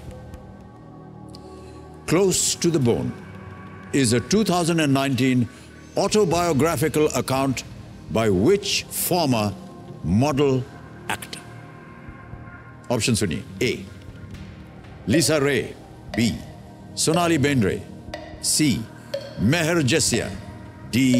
Madhu Sapre. What do you think? I think it's Lisa Ray. Yeah, Lisa Ray. But again, I'm not sure if it's not Sonali Bendre for sure. I don't know if they have come out with one. So it's Lisa Ray. So option A, Lisa Ray. So Lisa Ray, A. Sure? ताला लगाने लायक? Yes. Okay. A. Lisa Ray पे ताला लगाने को कह रहे हैं हमारे आज के कर्मवीर।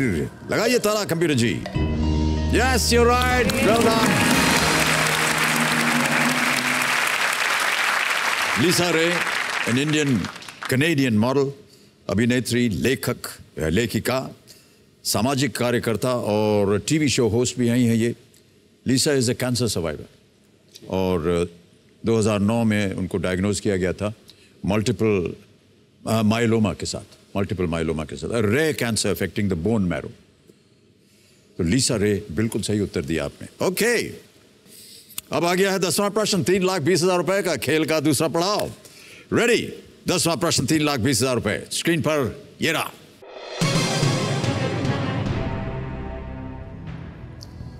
इनमें से किस देश और उसकी राजधानी की जोड़ी सही नहीं है? Which of these countries and its capital is not correctly paired? A. Egypt, Cairo. B. Ukraine, Kiev. C. Norway, Oslo. D. Turkey, Istanbul. What do you think? So Egypt, Cairo, and Turkey, Istanbul are right. Oslo is Norway. So it's Ukraine and Kiev. You have lifelines, 3 अभी भी बची हुई हैं आपके पास, अगर आप छोड़ना हो तो। हमें C और B में C और B में एक थोड़ा सा कंफ्यूजन है।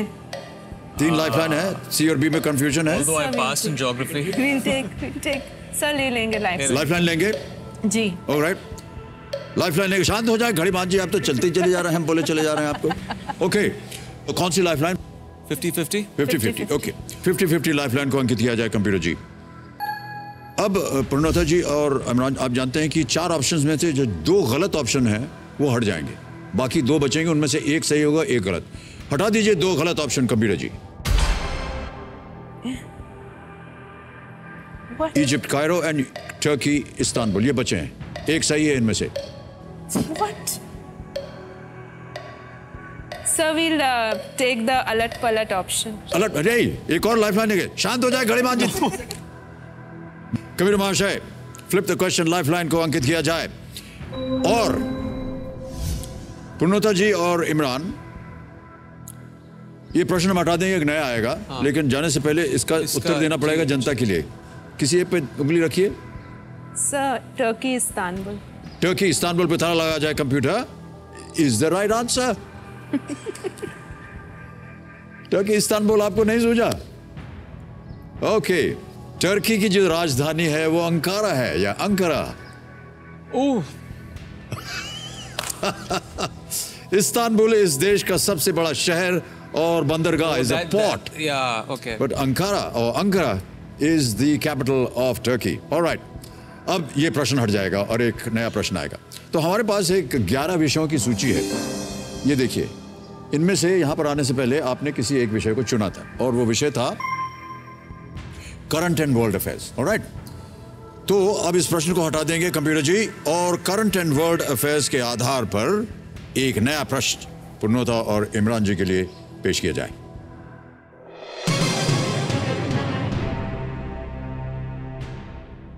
किस वन को हाल ही में एक संकट के मद्देनजर मीडिया द्वारा पृथ्वी के फेफड़े के रूप में वर्णित किया गया? In the wake of a recent crisis, which of these has been dubbed by the media as lungs of the earth? A. Congo Basin Forest. B. Amazon Rainforest. C. The Sundarbans. D. Sumatra Rainforest. B. Amazon. B. Amazon Rainforest. जी। Final उत्तर? जी sir. Lock कर दें? हाँ जी। B पे ताला लगाई computer ji. And you're absolutely right. Well done. Amazon Forest जो है, रेन फॉरेस्ट, वो दुनिया का सबसे बड़ा रेन फॉरेस्ट वर्षावन या वर्षावन है। इसके वर्षावन 60 लाख वर्ग किलोमीटर तक फैले हुए हैं। अभी हाल ही में इस वन में बहुत ही भयंकर आग लग गई थी, आपने पढ़ा होगा। और बहुत से जो कलाकार हैं इमरान, और जी दुनिया भर के जितने सेलिब्रिटीज हैं, वो इस अमेजोन फॉरेस्ट के बचाव के लिए काम कर रहे हैं। ऑलराइट, तो 3,20,000 रुपए जीते। तालियां बज जाए इनके लिए, क्योंकि एक चेक आ रहा है इनके नाम।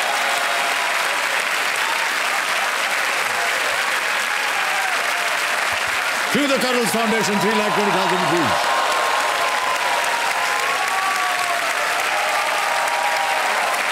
Well done. Congratulations to you. Congratulations. जितने भी हमारे यहाँ खिलाड़ी आते हैं और जब ये पार कर जाते हैं ना 3,20,000, तो हम उनसे पूछे क्या कीजिएगा इस धनराशि की, लेकिन मुझे मालूम है कि आप क्या करने वाले हैं। ये जाएगा आपके कर्नल फाउंडेशन में और बहुत से नन्हे लाडले बच्चों का, और बहुत कुछ आप उसमें योगदान दे सकती हैं, हमको मालूम है। एक आपने कहा था अभी जब हम आपसे बात कर रहे थे फाउंडेशन के बारे में, आपने कहा कि एक राशन बास्केट आप बनाती हैं जी। बच्चों के लिए जी।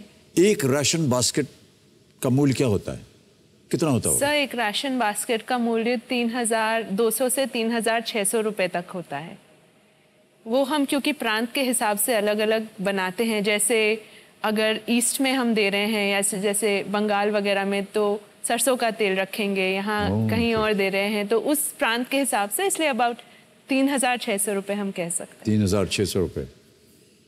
पूर्णोता जी, 3,20,000 रुपए आपने जीत लिए हैं। अब आप समझ सकते हैं कि कितने राशन बास्केट्स आज आपने बना दिए हैं उन बच्चों के लिए जो पीड़ित हैं।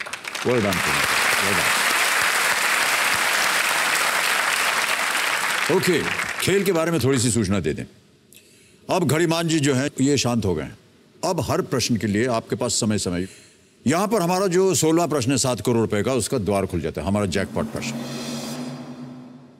ऑलराइट, चलिए गेम को अब बढ़ाते हैं आगे। हम चाह रहे हैं कि आप ढेर सारी धनराशि लें यहाँ से। 3 लाइफलाइन आपकी चली गई हैं, एक ही बची है, आस्क द एक्सपर्ट। अब आएगा 11वां प्रश्न, खेलिएगा जरूर, जैसे कि हमने कहा you are at least risk.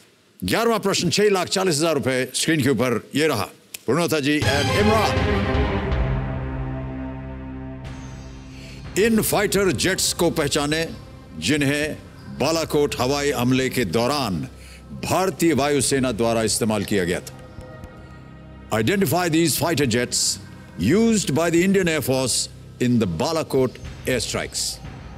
हम आपको एक छवि दिखाएंगे। Can we see the image please?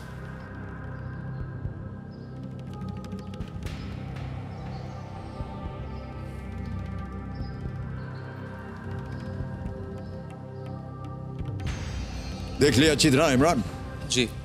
Okay, options रखता हूं आपके सामने। A the Jaguar, B Mirage 2000, C Tejas, D MiG-21.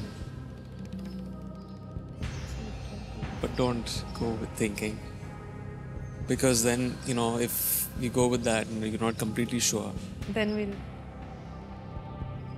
this It's between Mirage. yeah, Mirage And MiG. MiG. It's not Jaguar or Tejas. So should we go Balakot with the- air strike. should we go with the expert? क्या लग रहा है आपको? I think it's D, MiG-21. MiG-21, but You have to be sure. yeah, but again, not sure. So do you want to go?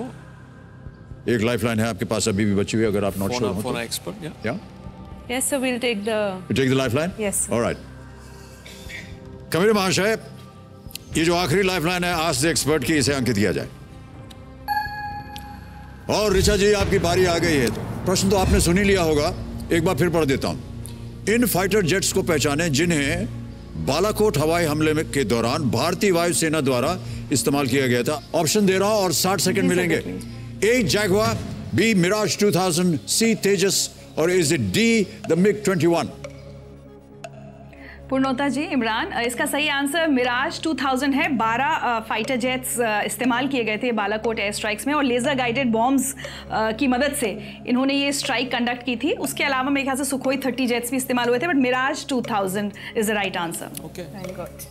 कुछ पूछना चाहेंगे इनसे? नहीं, You will go with her? So we'll go with her. All right. Yes. बताइए क्या किया जाए? Sir, B Mirage 2000. Mirage 2000 B पे ताला लगाया जाए। एंड ऋचा जी बिल्कुल एब्सोल्युटली राइट, बिल्कुल सही जवाब दिया आपने ऋचा जी। मिराज 2000 फ्रांसीसी मूल के ये डैसॉल्ट एविएशन द्वारा निर्मित किया गया है। ये 1985 से भारतीय वायुसेना द्वारा उपयोग किया जा रहा है। 12 मिराज 2000 लड़ाकू विमान इस साल 26 फरवरी को बालाकोट में आतंकवादी शिविरों पर उन्होंने हमला किया था, और उसके बारे में सारी जानकारी तो आप लोगों को पता ही होगी, बहुत ही चर्चित रही है बात। ओके, अब आएगा 12वां प्रश्न 12,50,000 रुपए का। कोई लाइफलाइन नहीं है, एकदम श्योर होना चाहिए कि ये सही उत्तर है। ना श्योर हो तो आप क्विट कर सकते हैं। 6,40,000 रुपए आपने जीत लिया। अगला प्रश्न 12वां प्रश्न 12,50,000 रुपए। Purnota ji, Imran, on your screen now.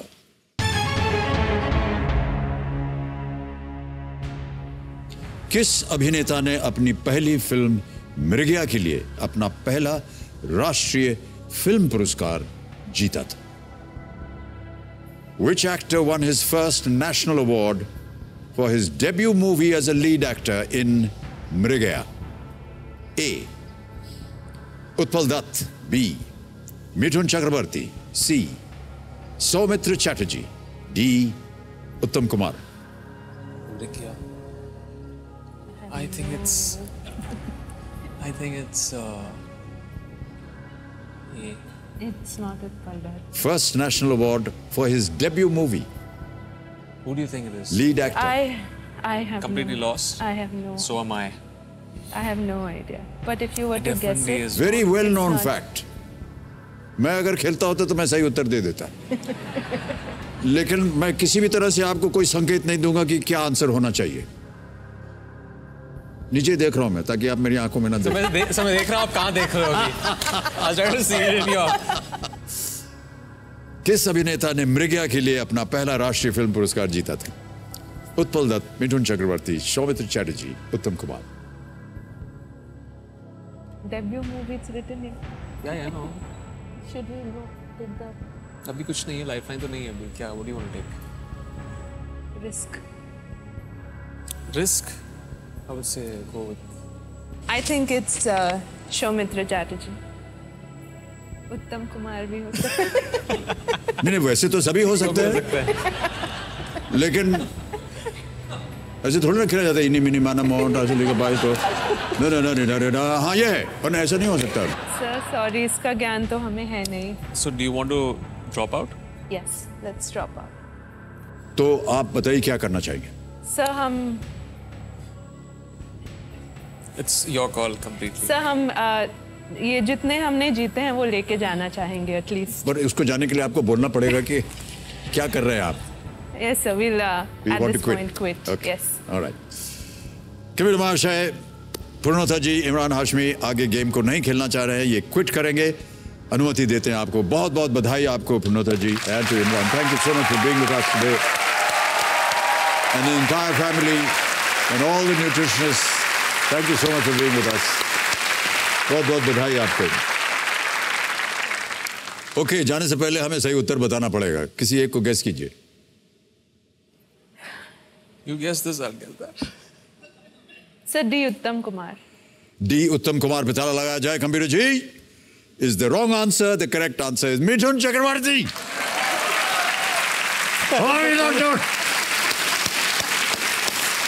Best Actor Award in the year 1976, straight out of the Film Institute. बहुत खुश हूँ कि we dropped out.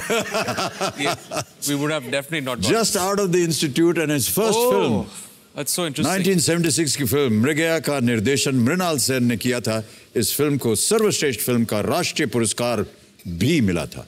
Mithun Chakraborty is the right answer. Okay, आपको लगा होगा कि ये उत्पल दत्त, सौमित्र चैटर्जी, उत्तम कुमार कभी फिल्म इंस्टीट्यूट में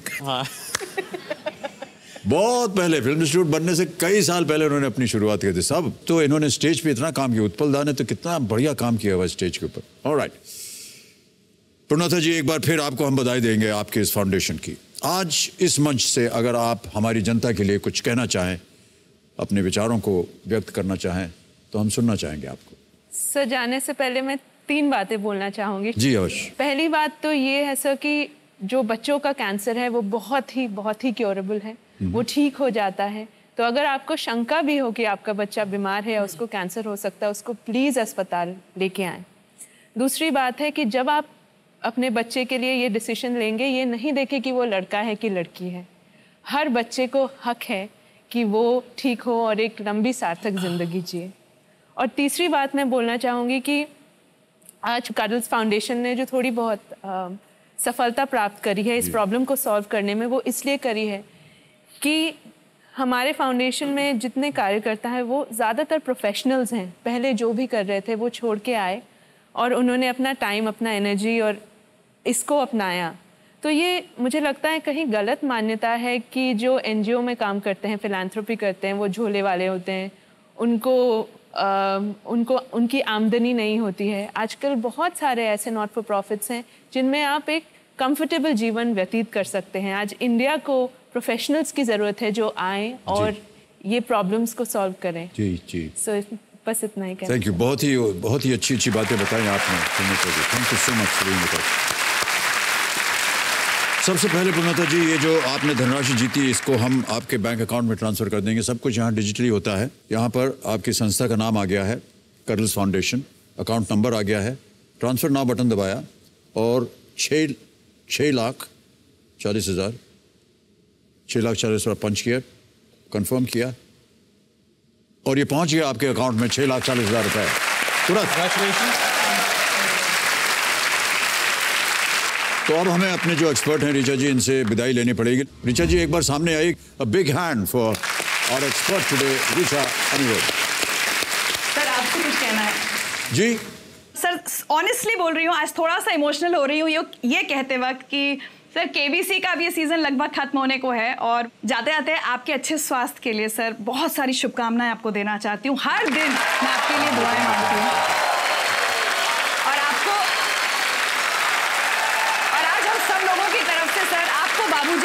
पंक्तियां याद दिलाना चाहती हूँ।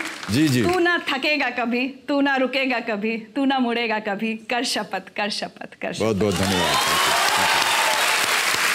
बहुत बहुत धन्यवाद ऋचा जी। अब इससे पहले कि मैं भी भावुक हो जाऊं, आप जाइए यहाँ से जल्दी। Thank you so much. देवियों सज्जनों, उन हज़ारों परिवारों की दुआओं में आज केबीसी की भी दुआएं जो हैं वो शामिल हो गई हैं। कर्मवीर पुर्णोता दत्ता बहल जी के साथ जो कडल फाउंडेशन इनका है, इसके लिए इनकी संस्था अपनी हर नेक योजना में कामयाब हो, इन्हीं प्रार्थनाओं के साथ सम्मान स्वरूप हमारा जो केबीसी का मंच है वो एक उपाधि चिन्ह जो है आपको भेंट में देना चाहेगा। कैन वी हैव द उपाधि चिन्ह प्लीज?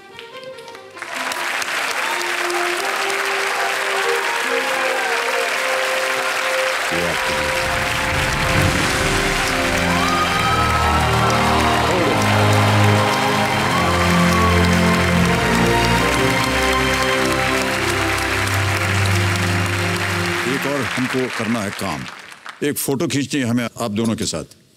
गुंजन जी आइए और हमारी एक फोटो खींचिए।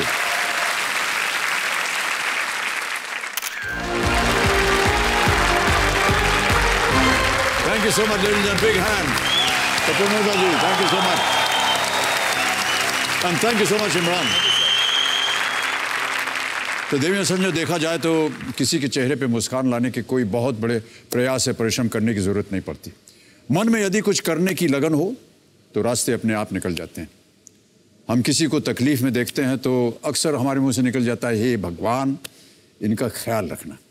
लेकिन देवियों सज्जनों, एक बार आप मुसीबत में किसी का ख्याल रख के तो देखिए, उसकी नज़र में आप स्वयं भगवान बन जाएंगे।